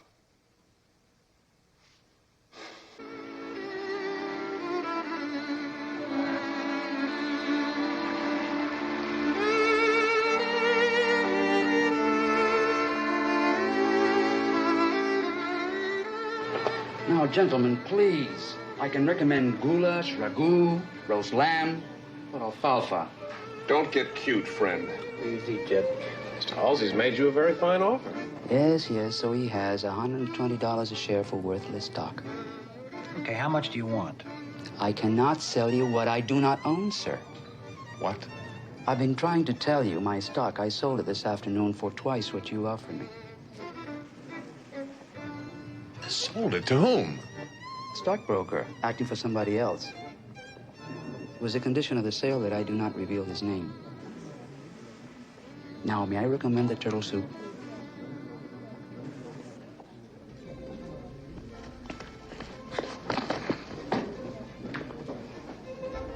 Check the car dealer, Leibowitz. Is he behind it? If not, has he been approached to sell? Yes, sir. The waiter's not talking, but the intermediary. It's got to be a recognized broker. Put out some feelers. Say you've got Kenemac stock to sell. See if we get a bite. Right. What do you think, Mr. Halsey?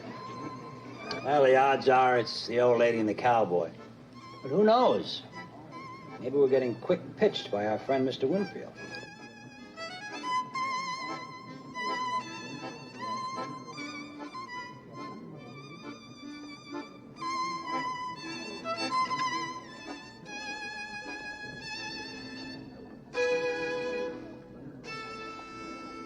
Mr. Halsey? Yeah? Yes. I'm Stuart McMillan. Mind if I sit down? Thank you. You're quite welcome. McMillan. You related to, She's my mother. I tell you, you don't have to apologize for her. I don't apologize for anybody, Mr. Halsey, particularly my mother. Can I get you a drink? What's your involvement with Edgar Winfield? Winfield. The man whose office you went to last Monday, Wednesday, Thursday, Friday. That Winfield. Mr. McMillan, are you by any chance a stockbroker?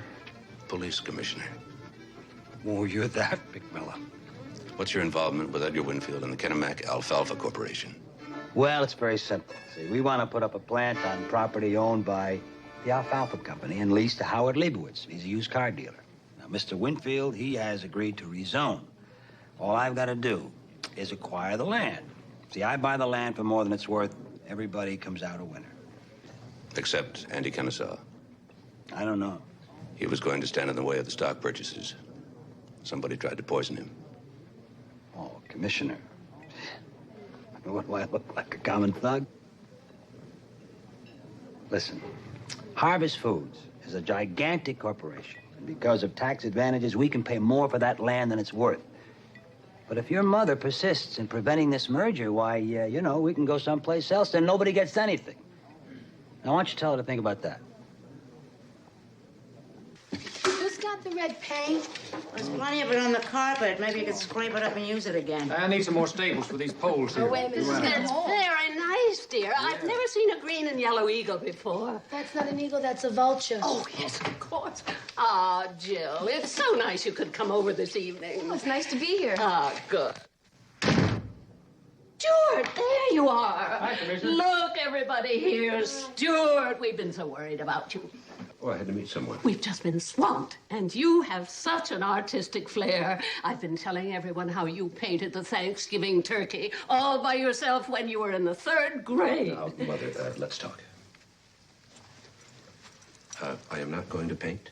I am too tired and too hungry. Oh, goodness. Well, I'll heat you up some dinner. Nobody was very hungry, so there's plenty left. Yes, we practically have our own soup kitchen. Where's Sally? Oh, Lord only knows.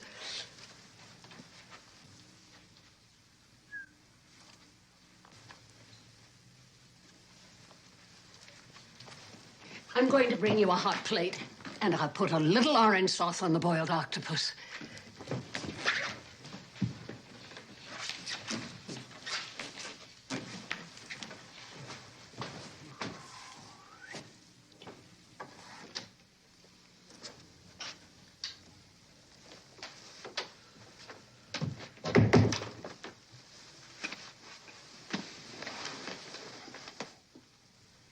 Are you all right?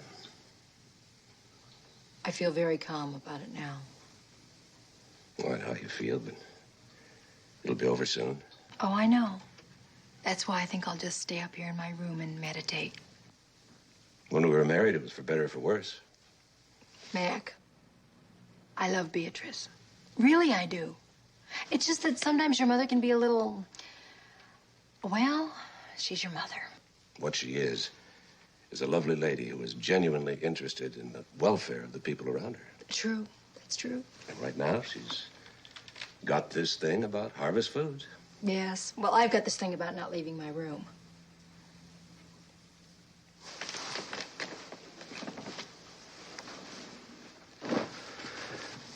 You know,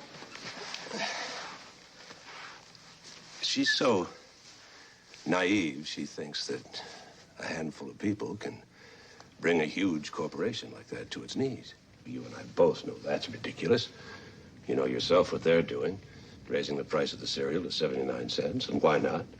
When you're that big, nobody really counts, particularly people like you and me and my mother. Now, wait a minute, Mac. Okay, so she's downstairs painting a few signs. So what? Who's it gonna hurt? Then she'll go out and march around with her friends and get laughed at. Well, it's sticks and stones that break your bones. It's still a free country, Mac. Sure it is. And if you don't like Harvest Foods, you don't have to buy it. Not that Harvest Foods really gives a damn, because there's plenty of people still around that sit there and don't do anything or say anything. All right, stop. All right, I'm going downstairs. I'm going to paint. That's my girl. Now, if you wanted to really help, you keep an eye on her. What is it, Mac? I don't know. There's something screwy going on. I think she's in the middle of something she can't handle. And I'd feel better if you were with her. Is this the part the minister was talking about, for better or for worse? Something like that. Yeah, well, let me tell you, Commissioner, this is not the for better part.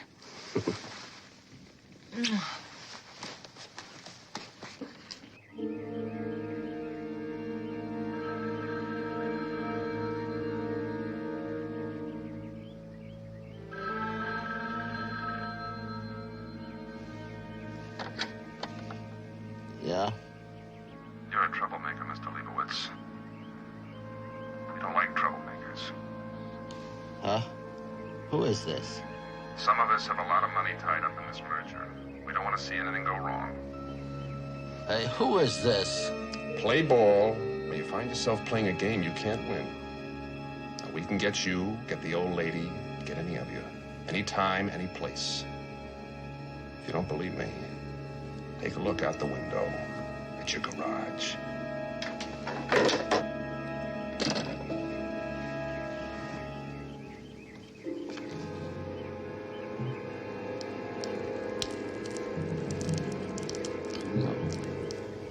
No.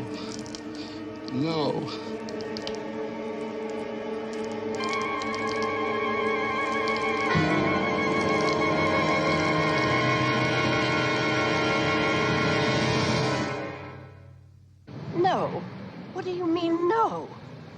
I said no. No picketing, no demonstrations, no nothing.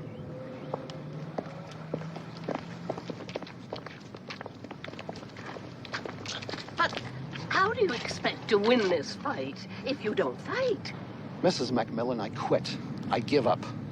They can have my cars, my showroom, my brochures, the towels in the men's room. Mr. Happy, or whatever your name is, we came down here just for you. I appreciate that more than you know, but I just can't fight them anymore. You mean they've gotten to you, as it were? First thing this morning, I sold my stock in the Alfalfa Corporation. I phoned in an ad to the paper. I called my attorney. Then I sent a wire to my son in Miami. He should get a room ready. Now, that's it. So unless you want to buy a car, may I ask you, please, to vacate my premises? Ladies, it's obvious the enemy has declared war.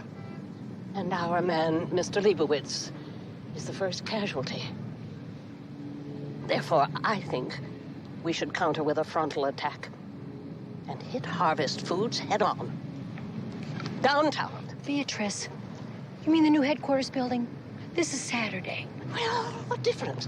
Maybe we can block a little traffic or something. We haven't got a permit. Please, Thomas. Ladies, to our cars. Good luck.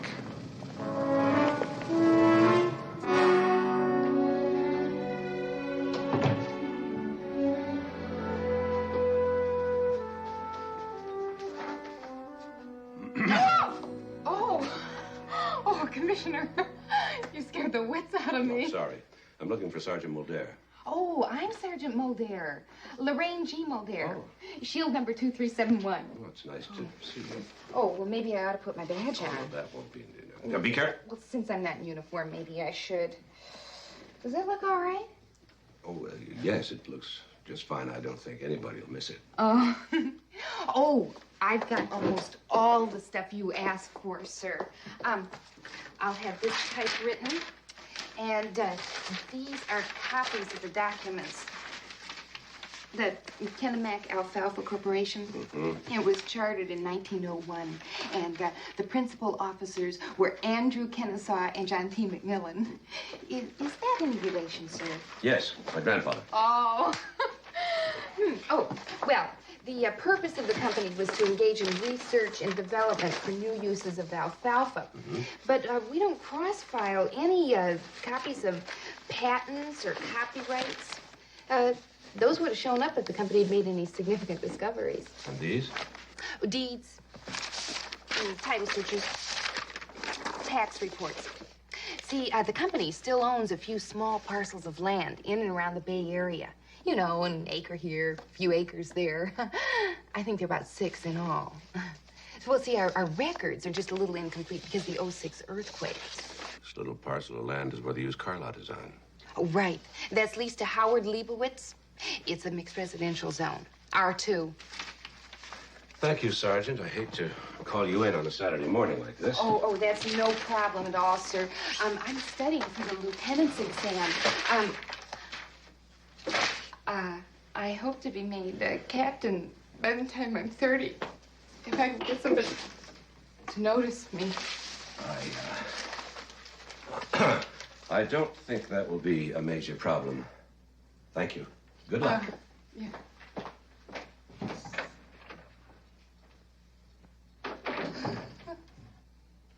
Beatrice, how long are we supposed to keep this up? As long as it takes, Sally dear. You really should have worn flats. I don't think anybody is noticing us. No? Then what's he doing here? Come, come, ladies, move smartly. We have an audience.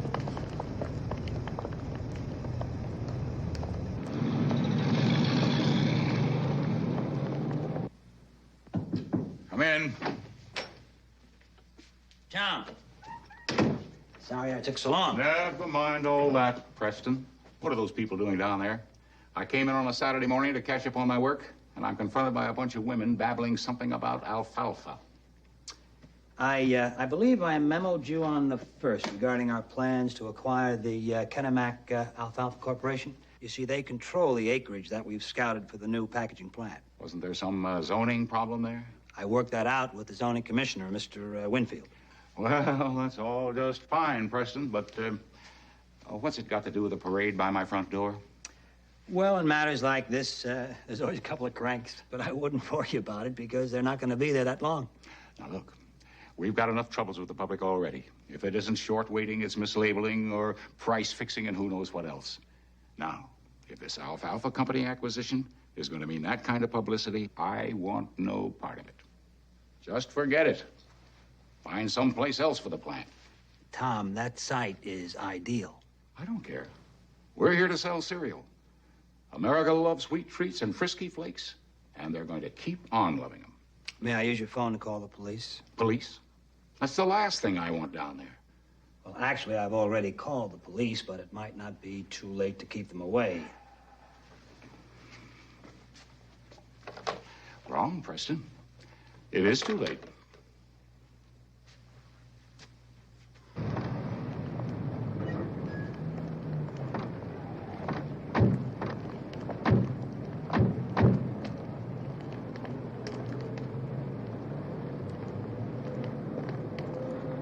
What's the occasion, ladies? Equal rights for all. Terrific.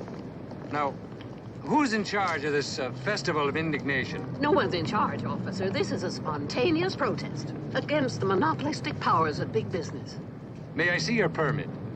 The issue is clear-cut, officer. A giant corporation on the one hand, a helpless small business on the other. You don't have a permit, right? Okay, then it's time to break it up, girls. Time to go home to our husbands and our children. What is that supposed to mean? You got a home to go to, lady? Do you? Look, you gotta have something better to do than to march around here all day. Oh, like wash the dishes and scrub the floors, right? Now you got it. Oh, officer. Sergeant, is it Sergeant? Yes. Sergeant, you're a man of steel. From the neck up. That's telling him, Sally. As a matter of fact, I don't think I'll be leaving here at all unless you drag me away. Come on, girls. Stand by the harvest. Okay, boys, that's it. Let's bring them in. Ladies. Oh, ladies. Ladies. Let's remember, we're ladies. I think it's only fair to warn you, officer, I'm Police Commissioner McMillan's wife. Yeah. And I suppose the old biddy's his mother, huh? Isn't that lovely? He recognized me.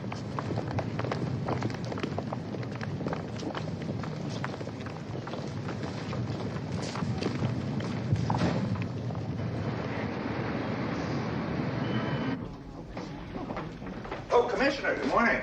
Morning, Charlie. How are you? Never felt better, sir. Down last time I saw you. Oh, I guess you might call those the pre-performance jitters. You know what they say, sir. If you're not nervous, you don't give your best. And if I may say so, sir, I was a mild sensation last night. My speech, sir. My speech to the Academy boys on the importance of proper reporting procedures in felony investigations. Oh, yes. In fact, Commissioner, I was so successful that they've invited me back in 2 weeks to talk on the subject of care and maintenance of police property. Well, before you go running off writing another speech, did you find out anything more on Winfield's activities vis-a-vis Andy Kennesaw? Yes, sir, I sure did. Now, you remember Maggie, the file clerk in Winfield's office? Well, at your suggestion, sir, I invited her out last night and took her with me to the police academy. And if I may say so, sir, she was very impressed also with my ability to appear Did you find out spontaneous anything more on Winfield's activities vis-a-vis Andy Kennesaw? Yes, sir. Well, according to Maggie, your friend Andy visited the office about 4 days ago. Now, she didn't hear what they said, but, well, they were making an awful lot of noise, sir. You mean they had a fight? Well, it seemed like a fight, because Kennesaw stormed out of the office. And then Winfield got on the phone right away to Preston Halsey. Does that make any sense, sir? I think I'll pay a little unofficial visit to Winfield's office.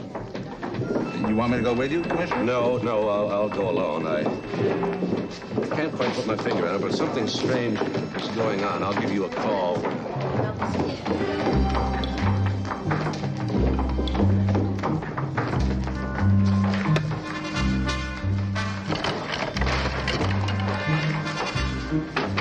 Sergeant, be a dear, will you? There's some very nice reporters out there, and I'd like them to take a few pictures when you slap me in irons.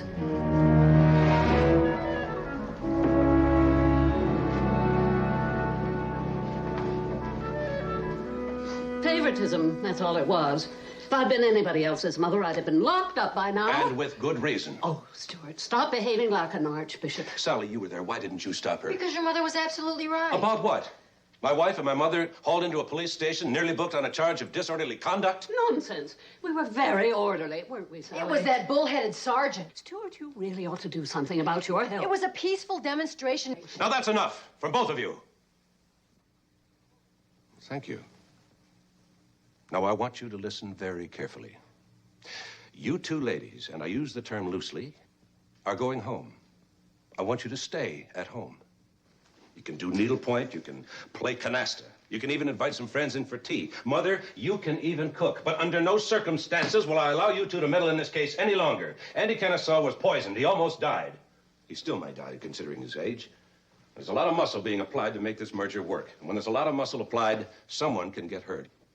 It will not be either of you. Is that clear? Are you placing me under house arrest? Of course not. Then, in a word, Stuart, bug off. That's 2 words, Beatrice. 2 words. I have not survived for 61 years. 61? More or less. By retreating into my shell like a wounded turtle. We still have a First Amendment. And as long as I have a breath left, Preston Halsey is not going to get the best of me.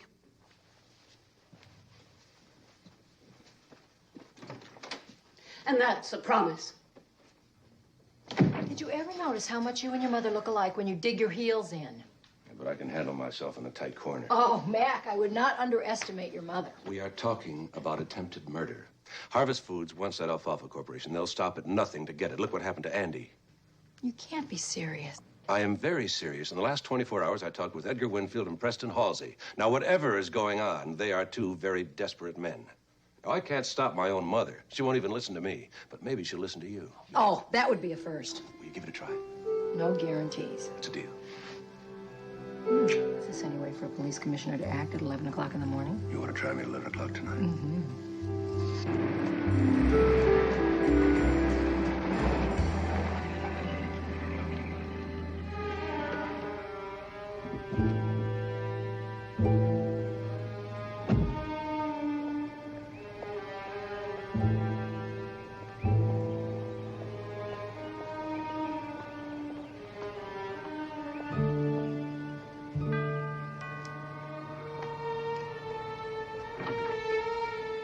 Morning. Good morning. Mr. Winfield, please. Commissioner McMillan. Sorry, Commissioner. He's at his club this morning playing golf, just like he always does. Which club is that? Oak Tree. You know Oak Tree? Yes, thank you. Okay, you're welcome.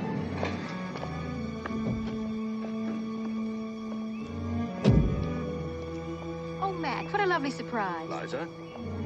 I was going to call you. I'm sorry about yesterday. Oh, that's all right. I guess you still look at me as Edgar's secretary. Of course not. I shouldn't have said the things I did. It's just that Edgar and I, we've been under so much pressure lately. I'm on my way to talk to him. Won't you come in for coffee? No, thanks. I'd better see if I can catch him. Okay.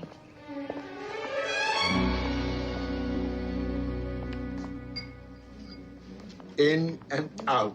In and out. Still 3 putts, Edgar. Look, for 18 feet, that wasn't bad. Now, if you'd only come up with par... Hey, don't complain about my game. You know, I'm not the one who shot 102. Vodka tonic? Vodka tonic, screwdriver? And a Bloody Mary. Bloody Mary? Thank you, and hurry back. Okay, excuse me, gentlemen. Well, here's sand in your bunker. Good luck.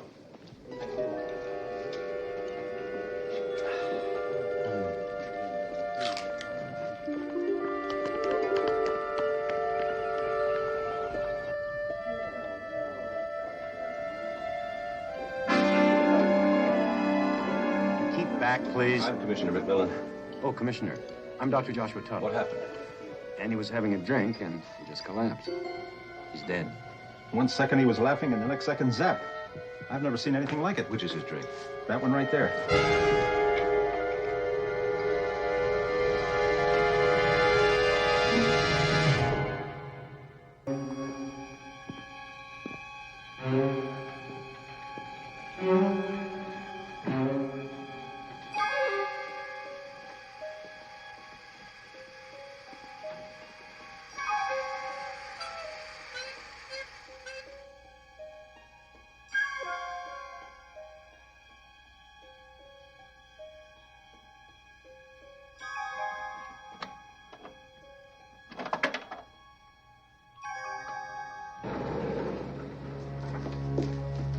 Oh, nurse, I'm Beatrice McMillan, about Mr. Kennesaw.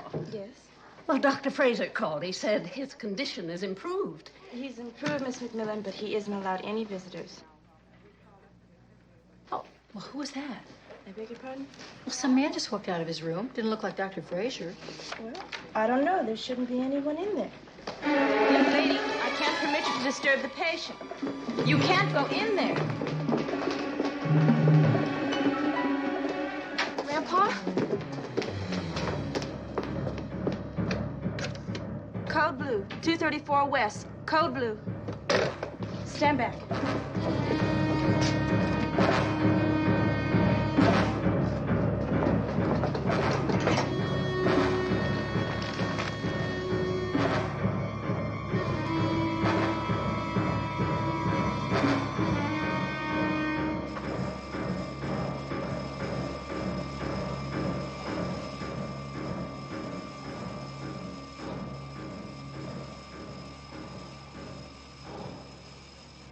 Andy again? But no need to worry, Stuart.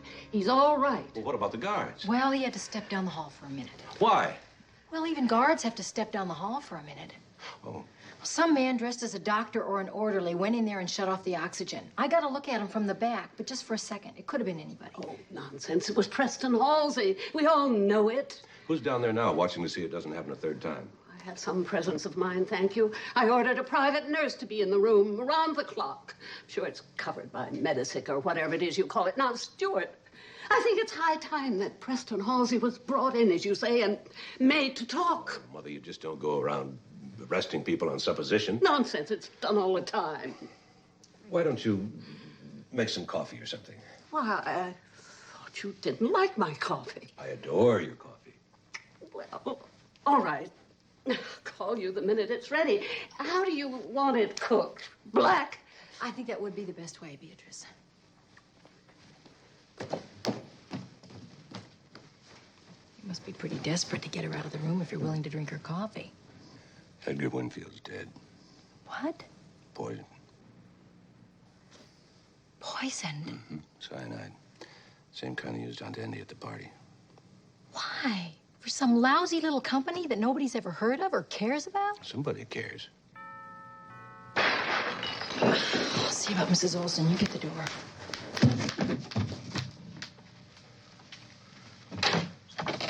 Jill. Mac, I'm so sorry. Come on in. I should have come to you right from the start.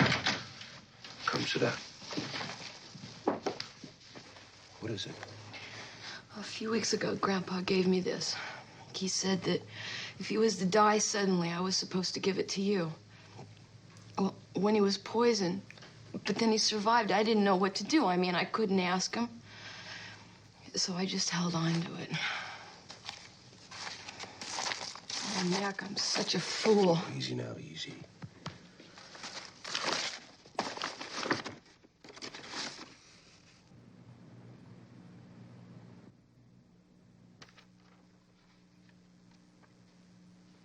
Well, this doesn't make any sense, Mac. Mac. I hate to disrupt your obvious fascination with Timmy Tyrone's exploits, but I don't understand this. All right, you've got an alfalfa company. They're involved in research and development. But of what? Alfalfa? Mm-hmm. What's the big deal? They got a couple of little pieces of property. 2 acres here, 4 acres there. It's crazy. Well, I don't understand this. What? Timmy Tyrone didn't help his team to win the pennant? I've gone through this entire book looking for a clue. With the exception of 3 dog-eared pages, there's nothing particularly important, no underlining, nothing. Maybe Andy had a note in there and it just fell out of the book. Somebody is running around willing to pay up to $150 for Kenemax stock. Stop at nothing to get it. Right, we know that. Now, assuming the stockholders could be found, there are 10,000 shares. Now, at $150 per share, someone has to pay out $1.5 million. Now, by no stretch of the imagination is Happy Howard's used car lot worth 1/10 that much. Well, there's got to be another reason. Right. Something important enough to kill Edgar Winfield and attempt to kill Andy twice. Right. Well, look what time it is. 11 o'clock. Remember? Huh? Forget it. Let's just go to bed. Maybe we'll get the right combination tomorrow. That's it. What? Where? Here. You just said it. Andy was trying to tell us something. Look at the title. Safe at home. Mm-hmm. Now say it very literally. He's safe at home. He's got a safe at home. Now, the 3 dog-eared pages. 3, 11, and 21. The combination. Right. Now, look here. How Timmy Tyrone bought the team from the cellar. The cellar? We're looking for the safe in the basement. We? Wait. Oh, no. Oh, no. You are going to bed. Oh, no. Sally? Oh, yes. Are you sure this is Little Man? I'll check in the morning. Where's the light switch? I don't know. Here. Oh, God. I wonder who his decorator is.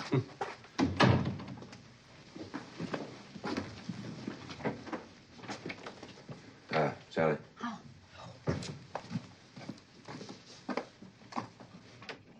I am going first. Now, if a bat goes by me, I'm going to scream. There are no bats down here. Ah! A bat just flew right by my head. Ah, it's a light. Oh. Oh. I don't see any safe, do you? Probably possibly hidden? Oh, stay around here and find it? You can wait in the car. Oh, no. Let you take all the credit? Now, if I was Andy Kennesaw and I wanted to hide a safe where nobody could find it, where would I hide it?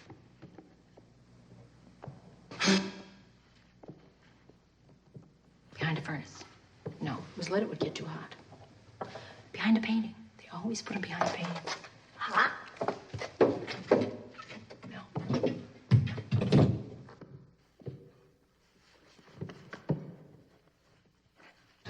Hidden behind a bookcase. Sally. I told you.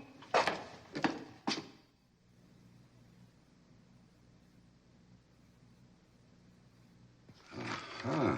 What is it? Mac. Well, it's a diary of some kind. Experiment. This could be the motive. What? Well, it seems that Grandfather and Andy were experimenting with various strains of alfalfa, trying to develop a hybrid strain with the taste and nutrition of wheat. Oh, I didn't know that was possible. I don't know. But if it is, think what it means. No grain shortage, cheap wheat substitute. Could be a major breakthrough. Well, no wonder Harvest Foods is trying to take over that little company. That has to be it. I think Mr. Preston Halsey and I will have a nice little chat. Don't turn around. I have a gun. Mac. Do what he says. Don't move. Hold up the papers with your left hand and don't move.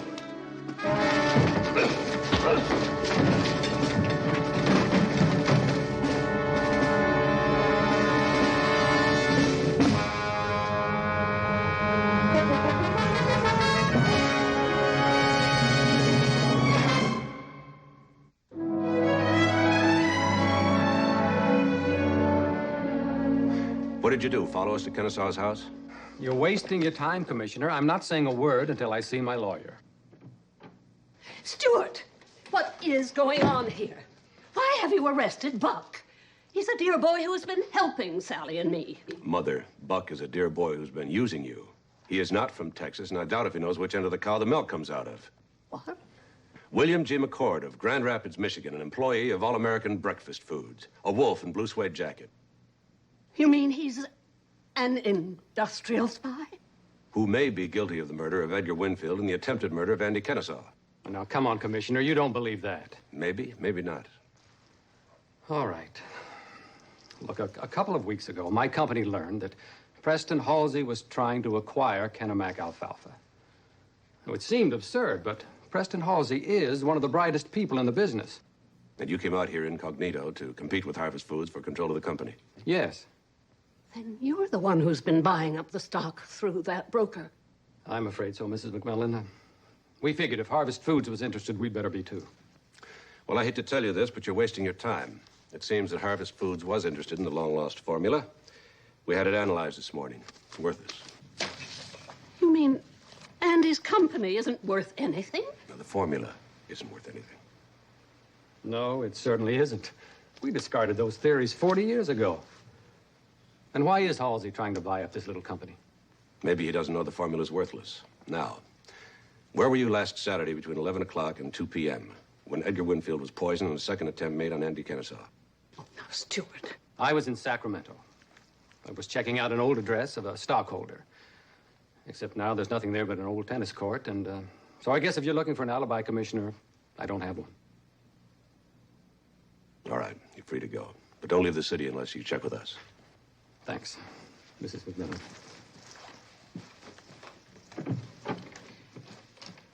That was very magnanimous of you, Stuart. Buck really is a dear boy. Sergeant Enright, please. Charlie, a man is leaving the building by the name of William McCord. I want a 24-hour tail put on him. Stuart, I'm ashamed of you. I'm sorry to be underhanded, Mother. I don't mean that. You're tailing the wrong man. Preston Halsey is at the bottom of everything. If you won't do something about him, I will. Mother, I've got a murder and 2 attempted murders on my hands. I am not going to waste one more minute of my time or the department's time watching you make a fool of yourself. Now, go home and behave yourself, or I shall buy you a one-way ticket to Little Rock, Arkansas, where you can spend the next month visiting Cousin Bertha and her 7 children. Oh, dear. I don't have much choice, do I? No.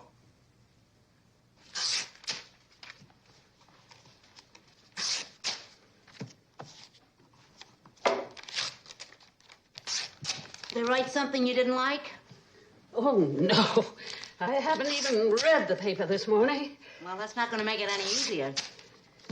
I know I'm going to be sorry I asked this, but what are you doing? Making up a dummy package, of course. They do it on all the detective shows. Oh, somebody get kidnapped or something? No, no. Oh, I see. Just a simple case of extortion or blackmail? Why, that's just silly. Yes, I thought it would be, but I couldn't resist the temptation to say it. Uh-huh. Here we are.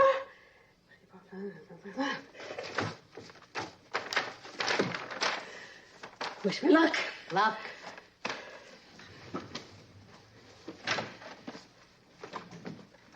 Mildred, who was that? I think it was an FBI agent disguised as your mother-in-law. What? We've got a tail on McCord, sir.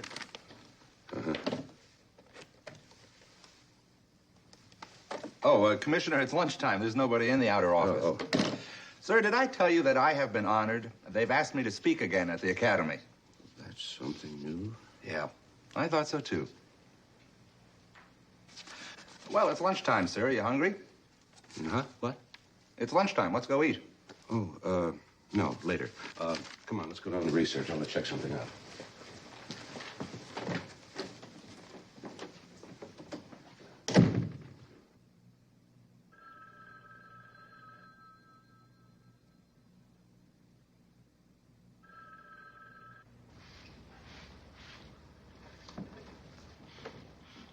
Mac doesn't answer, Mildred. I'm really worried about her. Oh, don't worry. Your mother-in-law can take care of herself. Why would she take a dummy package full of newspaper to Preston Halsey? How do you know that's where she went? Well, she left the phone book open to this page, and there's his name. Who else would she be going to see? I'm gonna go after her, Mildred. You keep trying Mac. Tell him where I went.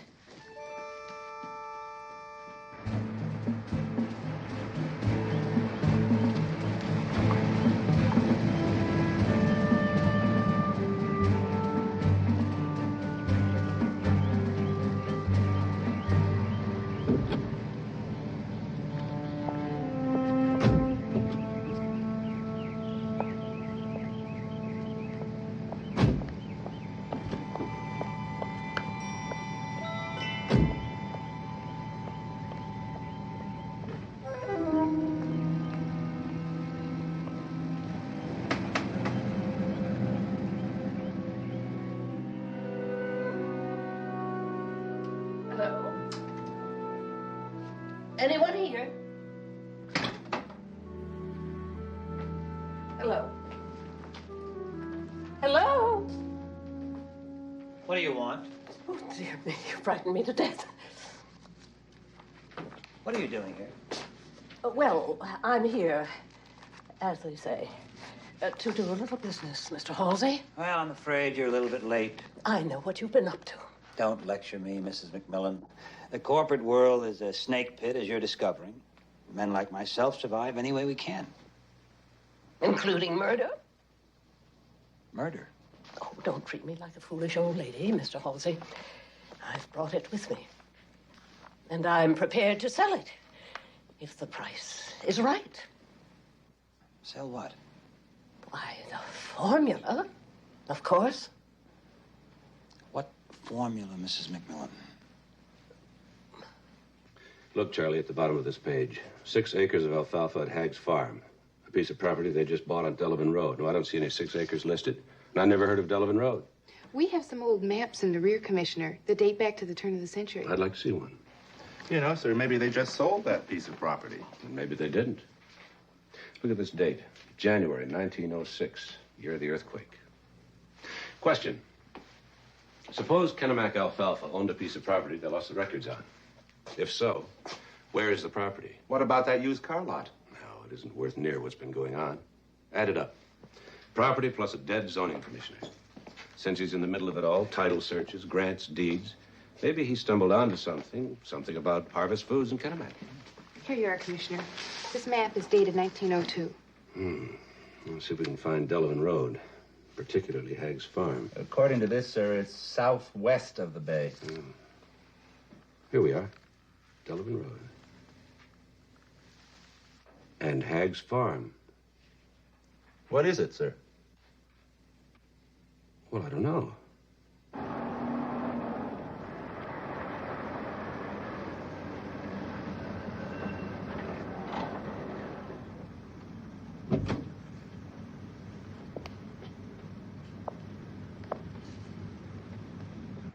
Mrs. McMillan, I have no idea what you're talking about. I'm talking about the secret formula, of course, for turning alfalfa into cornflakes or something like that. Well, may I see it?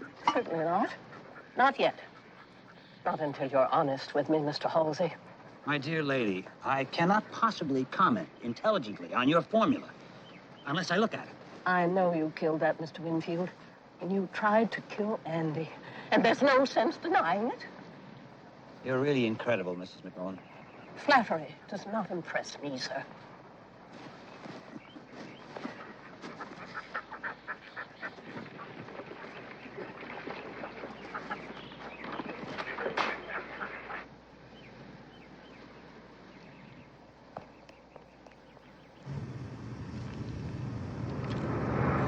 Commissioner, are you sure that this is Delavan Road? Exactly. Look, the old road runs along there.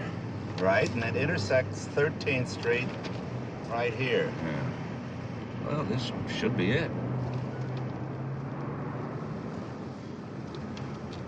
Commissioner?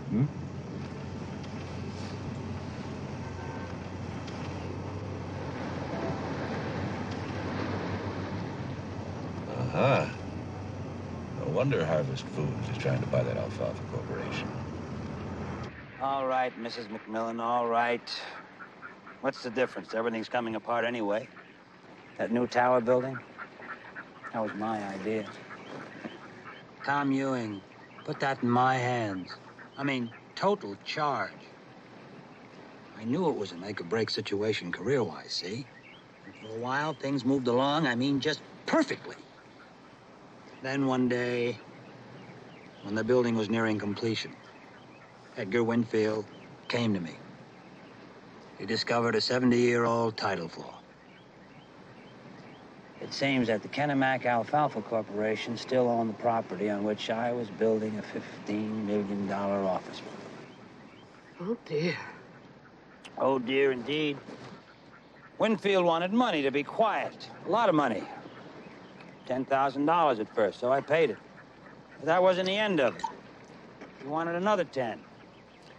Then he wanted 20. Well, why didn't you just go to this Mr. Ewing and tell him? My dear lady, I had selected that site, see? Kennebec had us over a barrel. I mean, if the truth ever came out, why, we'd be tied up in court for years, and I'd be out in the street, and nobody's gonna hire me.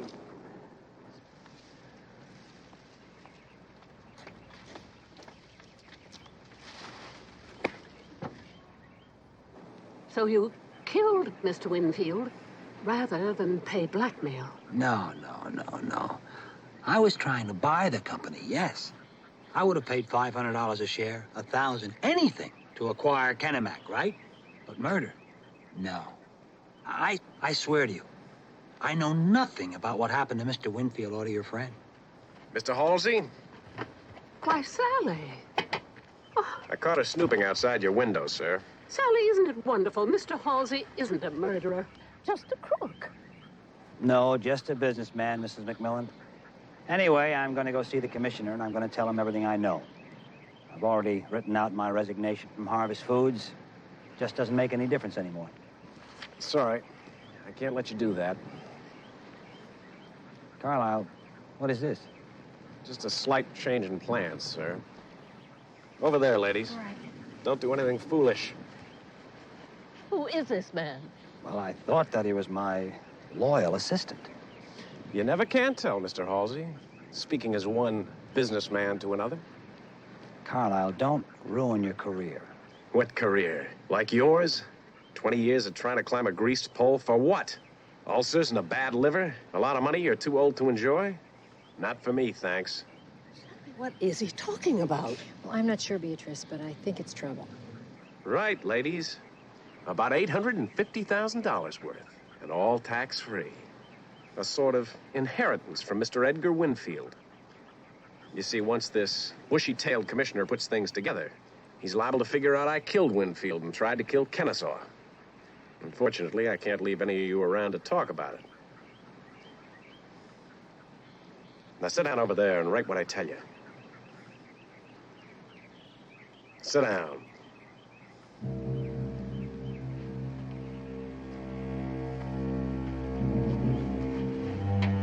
To whom it may concern, I can't live with myself any longer. Yeah, hello. It's me. There's been a little foul-up. No, nothing we can't handle. I'll see you at the lodge in 45 minutes. I killed Edgar Winfield. Write it.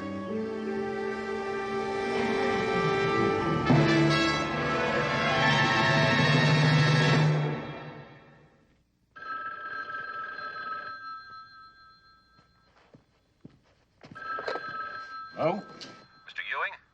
Commissioner McMillan. Commissioner, yes. I'm sorry to bother you at home, sir, but I've just learned that your new tower is built on property you don't even own. What? Was Preston Halsey in charge of that project? Why, yes, he was, but, Commissioner, are you sure? Afraid so. I'll call Preston. No, don't do that. I wouldn't like to scare him off. Where does he live? Where's your car? My car? Oh, my car wouldn't work. My car's just a little bit smaller than that. Yeah, well, let's try it. Come on. Well, if you want to try and squeeze in it.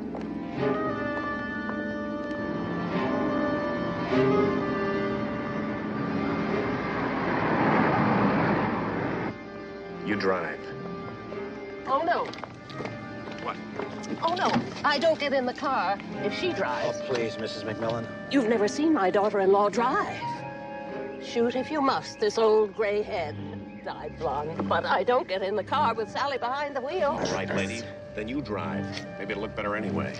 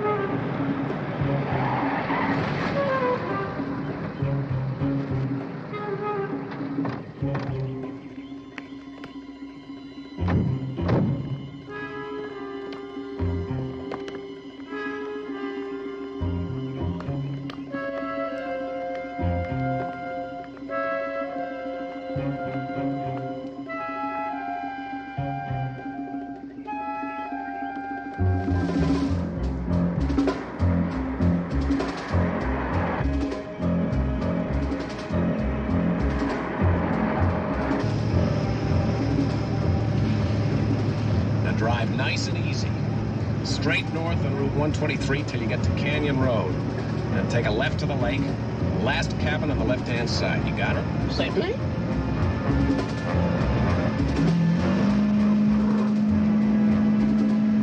How fast you going? Not fast enough, Mr. Carlyle. Well, slow down. Why? This is getting to be fun. Look, lady, I don't care how good a driver you are. Oh, but she's a terrible driver. I said slow down. Oh, you wouldn't dare shoot me at this speed, so why don't you just put that thing down and enjoy the ride? Lady, you're doing 70. I am. What?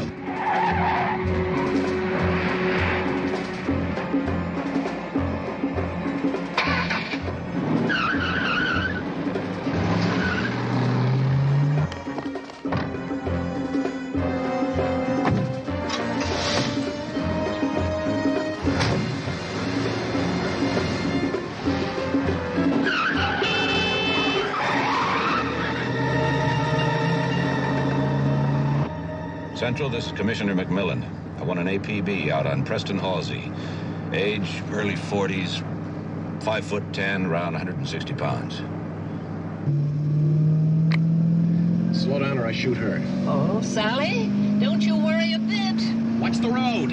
I'm an excellent judge of human nature, and this man has no intention of shooting you.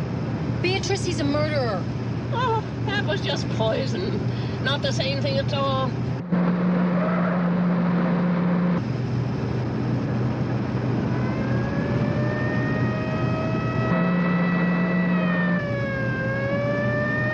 Oh, is that lovely? We have an escort.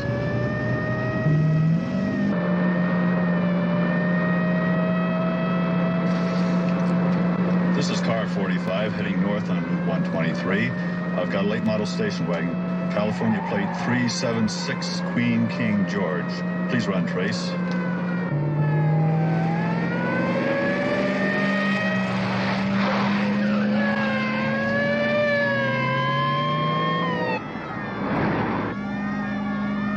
Really, Mrs. McMillan, I'm getting a little car sick. Try to think about apples. That always helps. Watch the road, please. And slow down. I'm warning you.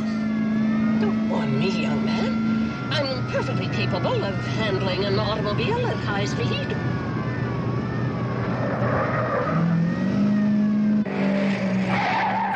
Commissioner, this is Central. We have a report from the California Highway Patrol on a station wagon. License 376, Queen King George, registered to you. Yes? It's heading north on Route 123.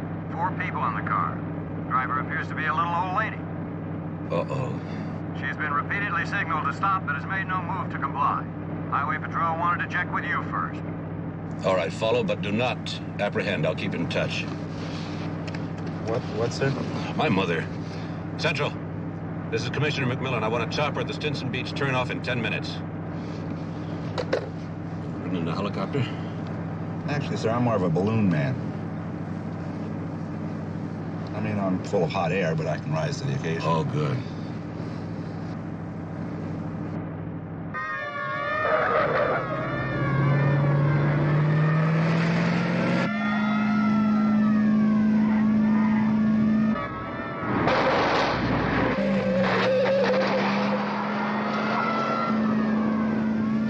Oh, look. I don't care anymore. Just stop the car.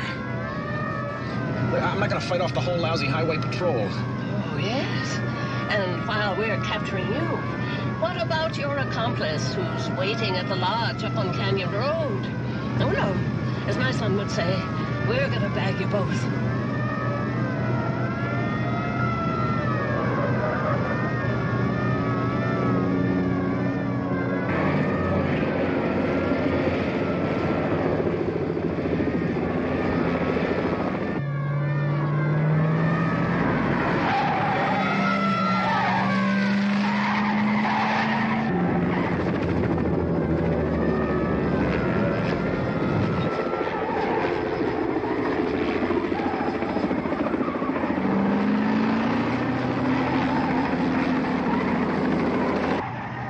Isn't it terrible? All these Sunday drivers on the road.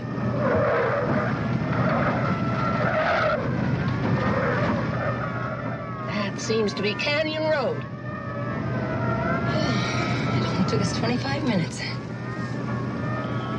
You did say the last lodge on the left. Will you slow down? Please. You tell her to stop. Oh, I can't. She's very touchy about her driving. Oh, relax, everybody. Now I'm only doing 65.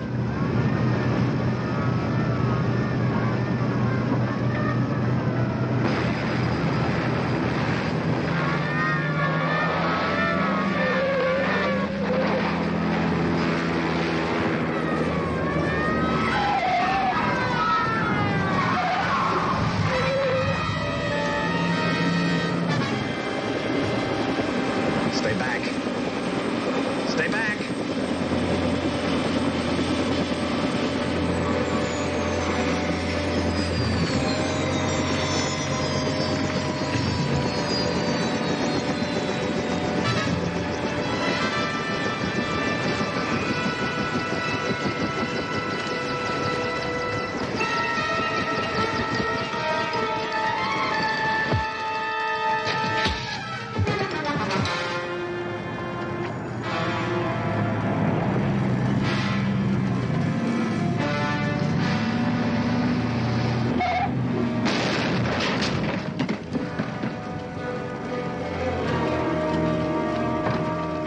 right? Mother, you all right? Well, of course I'm not all right. I've just been in an automobile accident.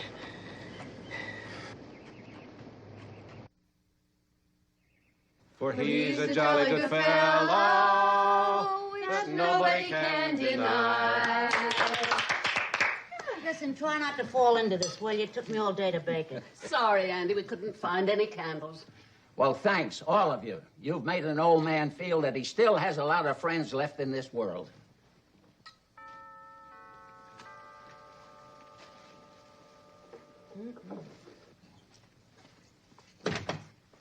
Oh, good afternoon, Mildred. Hi, Sergeant. You're just in time for some cake, but you can't bring that in. Oh, yes, he can.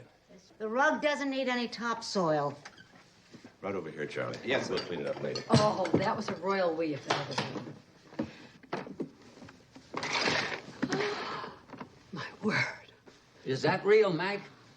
It certainly is. Almost $1 million. Stuart, the least you can do is explain. Well, I'll try, will you? Sally, have you ever seen this much money in your life? Yeah. Touch it. Go on. No. Touch it.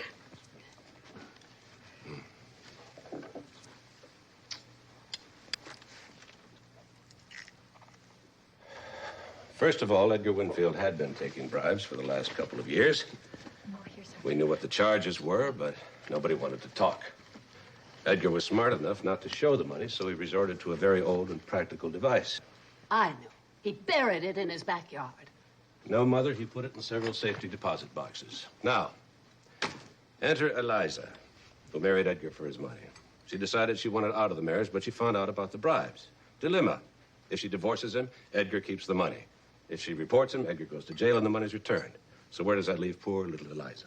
Penniless and husbandless. Right. Now, enter one George Carlyle, Halsey's assistant. And it's love at first sight. Well, if not love, it's mutual greed. They quickly decide to eliminate Edgar. They would have done it weeks ago, except that Edgar found out about the new building, plus the fact that Harvest didn't really own it. Then a new problem crops up. Me? Right. You stirred up a hornet's nest, Andy. Halsey was trying to buy up your company, and Edgar was blackmailing Halsey, and so you decided to report the two of them to the DA's office. Well, I thought they were trying to steal my formula.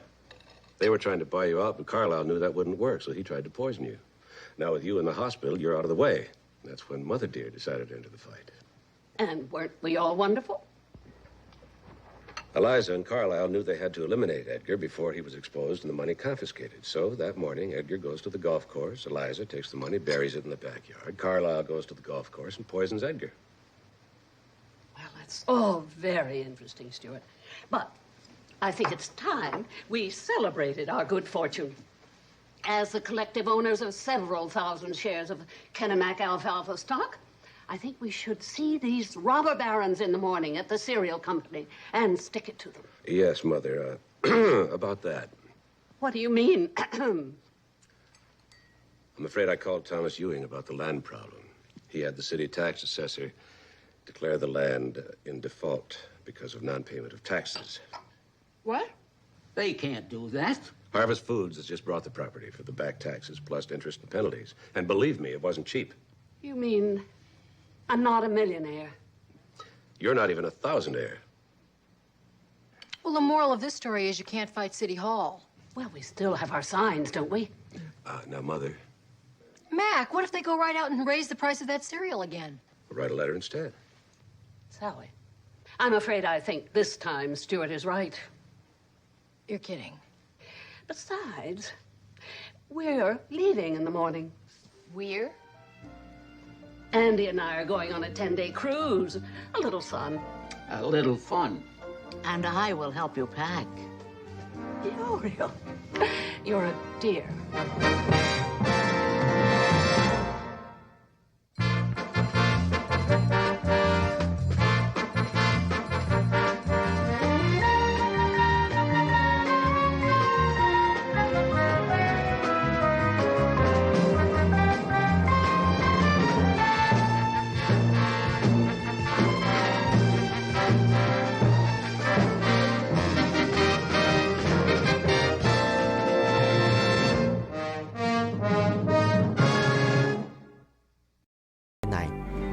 Sao thế nhỉ? Sao thế ít ít nhỉ? Nổ boom.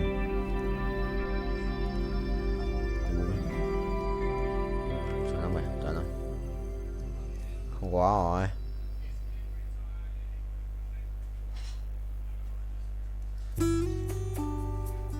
Rồi, cút. Xong, cút. Mèo mèo mèo mèo mèo mèo mèo. Cái gì đấy? Lò đắc bù bù làm mau vậy. Chuẩn không vậy. Thầy lái nha, thầy lái tốc độ cao xem con lái không. Từ từ, mày ấy hả? Xít được. So ride a car in high speed đấy.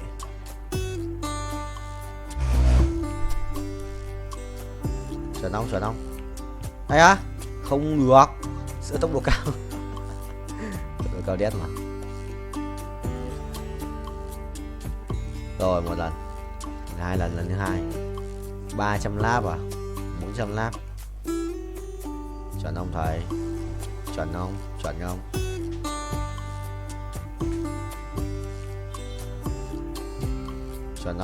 Chuẩn không? Ui tốc độ cao đấy. 378 lap chứ 400. Này à, bắt đầu thua. Bài khỏe đấy. 2299 á. Mày đấu sĩ á. Mình lắp vào mày đừng ăn uống đầy đủ nhỉ. Thằng này được ăn uống đầy đủ. 2299 là phải không? Không. Tự độc chuyển hóa bàn đấu.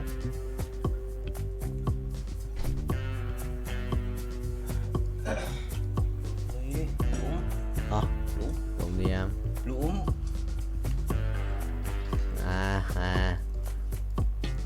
Ô, phải chấm.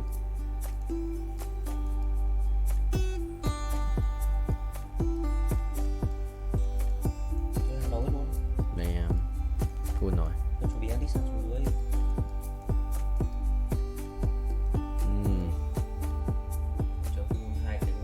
Không biết. Ok thầy ơi, mày sẽ ride a cat.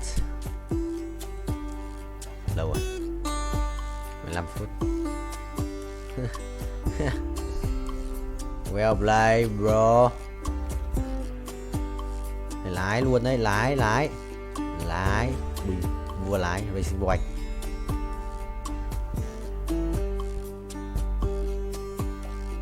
Nhốt luôn, chết không? Ngồi đi. Đéo đi à? Vào nó kèm rất cho linh. Đéo đủ mana để chết. Phải không? Cũng là khỏe rồi ra. Đánh bài gì với cả Nautilus 2. Cảnh vệ này. 3 cảnh vệ rồi. 4 cảnh vệ. Cảnh vệ 2 luôn. Còn biết. Tưởng ra cái gì á? Có cảnh vệ à? Ui, bài này đánh As cảnh vệ nhở? Hóa cung xanh à? Được phết.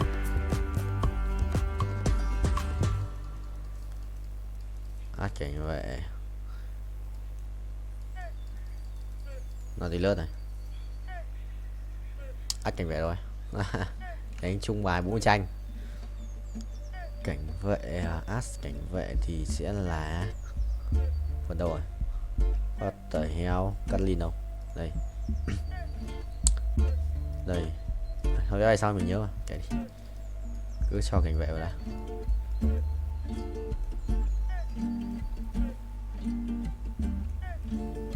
Vui gỡ.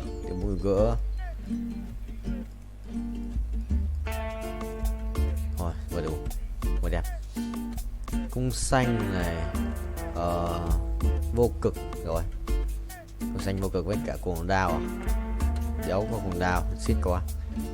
Chắc là chim có rồi. Chắc thế. 82 máu à? Trốn nhỉ? Sẽ một chút trốn đấy. Mình sẽ lái cái này trước. Ok. Tốc độ cao đét. Ok được rồi.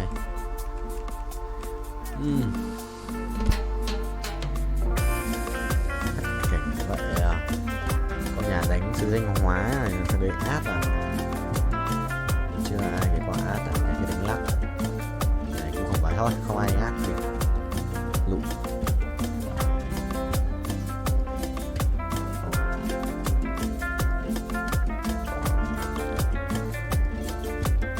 Lụm Nissan luôn mà. Cái gì này? Xin ra chơi.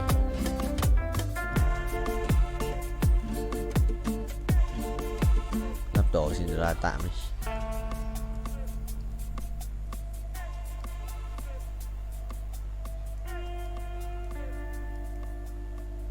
Sila là ra tỷ đấu sĩ này, mình mà đánh thì nhầm, trở thành đấu sĩ tiếp và ra 1 tỷ ấy.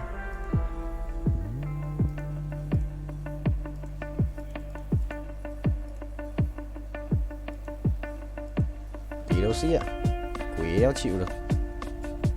Mà anh đã stop rồi, có thấy không? Anh nhầm tí nó xóa, tí thầy nhót. Thầy nhót này mà bình tĩnh tự tin và tự tin bình đổi bài cái nổ mồm luôn mà sự là khỏe đấy, nhưng mà thầy xoay bài ấy, mình chia sẻ có Saza có Rakan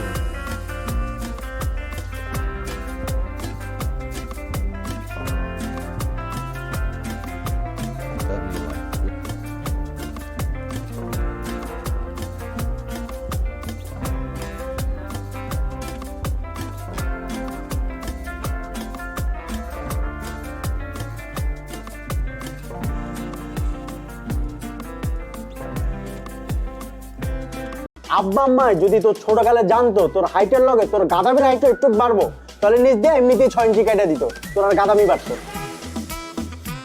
শুন, আব্বা আম্মা যা বলে তা কর, বিয়েটা কর, আর আমার রাস্তাটা একটু ক্লিয়ারটা কর। ও, আমি তোমার পথের কাটা না?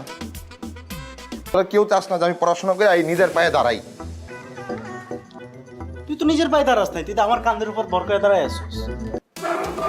এই আসো।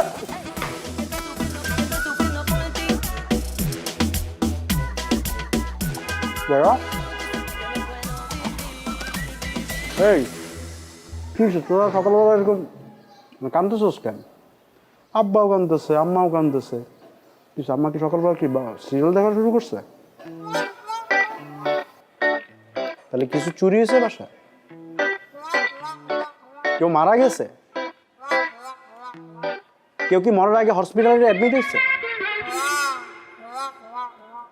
তাহলে কি হয়েছে? সবাই এরকম আয়োজন করে কাঁদতেছে কেন?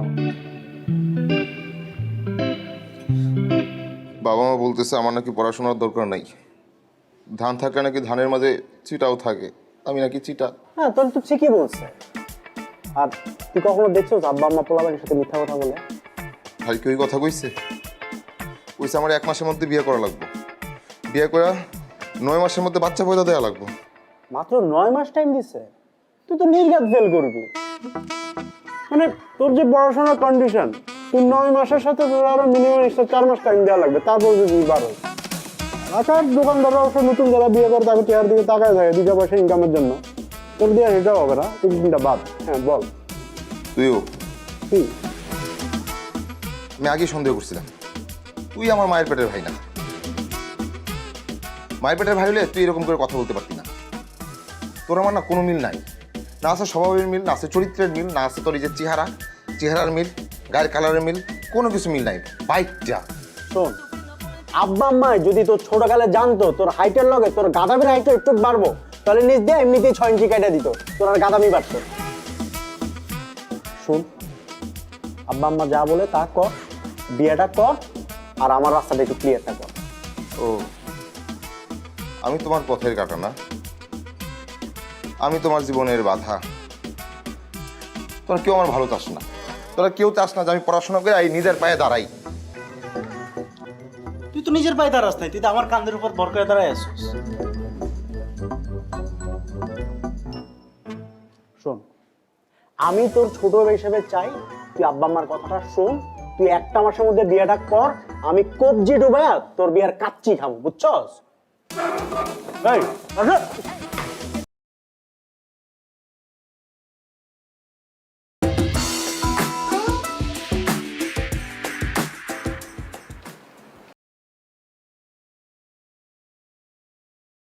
tí nó xóa. Ha ha. Tí thầy nhót. Tí thầy nhót này mà. Bình tĩnh, tự tin và tự tin. Bình. Đổi bài cái. Đổ buồm luôn mà, sự là khỏe đấy. Nhưng mà thầy xoay bài ấy, bình chưa xoay. Có Saza hả? Có Rakan.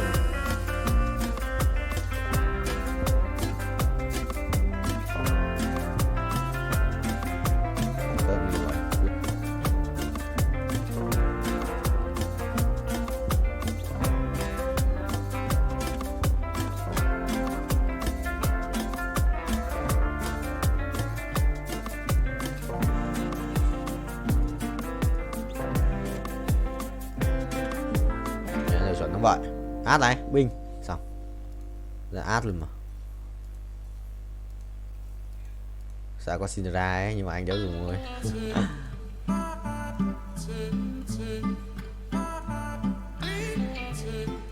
Ui, xét này. Xét đây là vài cảnh đệ đẹp đéo chịu được. Không sao, thầy ơi. Bay cho tài. Quay đều, quay. Ui, con lắc rồi sao, cút. Mày đi. Xong rồi, có át rồi. Ngày đánh bài va vẫn. Sao ra còn bài đẹp phết. Định mạnh cái xét này. Ui, bình điết. Xét là mình chỉ thiếu là một cái cung mà. Cái cung một con Kizana hoặc là một con Nautilus. Lấy cái thú tượng này cho in nào. Bắn cung không? Bắn cung lấy đồ cho át trước đi thầy. Ui, rồi xong nhặt nhầm đồ. Ha ha. What the hell man. Nhặt nhầm đồ. Thế mà cũng đòi lái xe. Đùa tao à? Đùa tao không vậy. Thế mà cũng cộng một ending trồn ngủ không? Trồn thầy không? Syndra này cút, có một cút, đéo hiểu. Nhặt ngu đấy. Ngu đấy. Rớt ở đây. Rồi xong. Sao có thằng này đây nhỉ? Thì vẽ có ai mà có cái thằng này đây nhỉ? À, đủ bốn mà, cút. Nè. Xong. Chịu rồi, nhặt nhầm đồ lúa tắc ngủ bốn máu nhỉ? Mày xem đi. Thầy ơi, không ai nhận được cái gì? Chấp nhận không? Ở đây. Vòng quay may mắn, vòng quay vô cực. Anh 2 vòng à? Quay đều ra cái pet đổ ai đi, ra cái pet đổ đó. Đi ra qua. Đi quay được vào pet Omega. Chịu rồi, tí vào lừa tao. Đi qua mà trôn, lại đi qua. Trôn tố bố. Đi trôn tao, đi xin à? Đi xin chuẩn không vậy? Rồi xong, bình. Xong, thắng. Không thắng. Suýt thắng. Quả phe bắn được phết nhưng mà suýt thắng thôi. Thầy bay tốc độ cao ấy. Bay tốc độ cao luôn. Sợ cái gì. Cút. Bắn này phê. Có cái ấy này. Có cái đấm cho xét bình. Đây cho phải gỡ đồ của thằng này ra. Gỡ đồ thằng này và cho xét thực sự bình không? Nó cầm con này vẫn được. Nhưng mà gỡ đồ nó ra cho xét à? Được trai nhở? Ui, trai điết. Giảm hưu nhở? Có quá hưu này, giảm hưu này. Mày hưu bố gái. Giảm hưu luôn. Át à? Ê, trùng bài nha. Sao ngày tiên nhận át làm chí? Có đánh bài tớ không? Có đánh bài át. Nó choáng, con lắc có choáng. Có chịu đấy. Thôi. Át, con lắc có choáng. Có chịu đấy. Đéo thua. Bé ngu à? Con lắc át là bạn yếu nhở? Át 1 của mình là tích lỗi tại lâu ấy chứ. Thua. Đi thắng. Con ao ngu khỏe quá. Có một đồ on. Sự khó đấy. Át này. Đây chất 8 mà để nhét 4 đấy vào này. 8 là cần cho qua mỏi. Chất 9 thì con xin vào xong. Xin ra vào nữa. Định mệnh. Đúng rồi, định mệnh. Xin ra vào bình. Mẹ bác sư. Rồi bay tốc độ cao, anh ác quỷ mà, anh ác quỷ lobby World 2. Rồi chỉ gọi anh là bố. Anh là bố của lớp BY. Ai à? Một đồ. Ai à? Rồi một đồ ánh sáng. Cùng đao không? Cùng đao. Ui.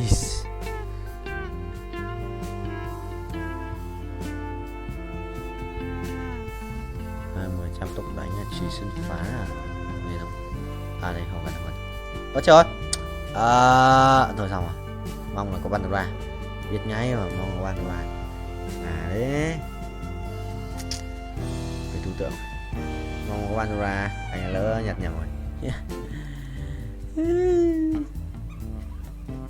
Không có 36 máu chứ. Đầu 3 tổng 9 à? Nếu biết sống không? Rồi, anh được 382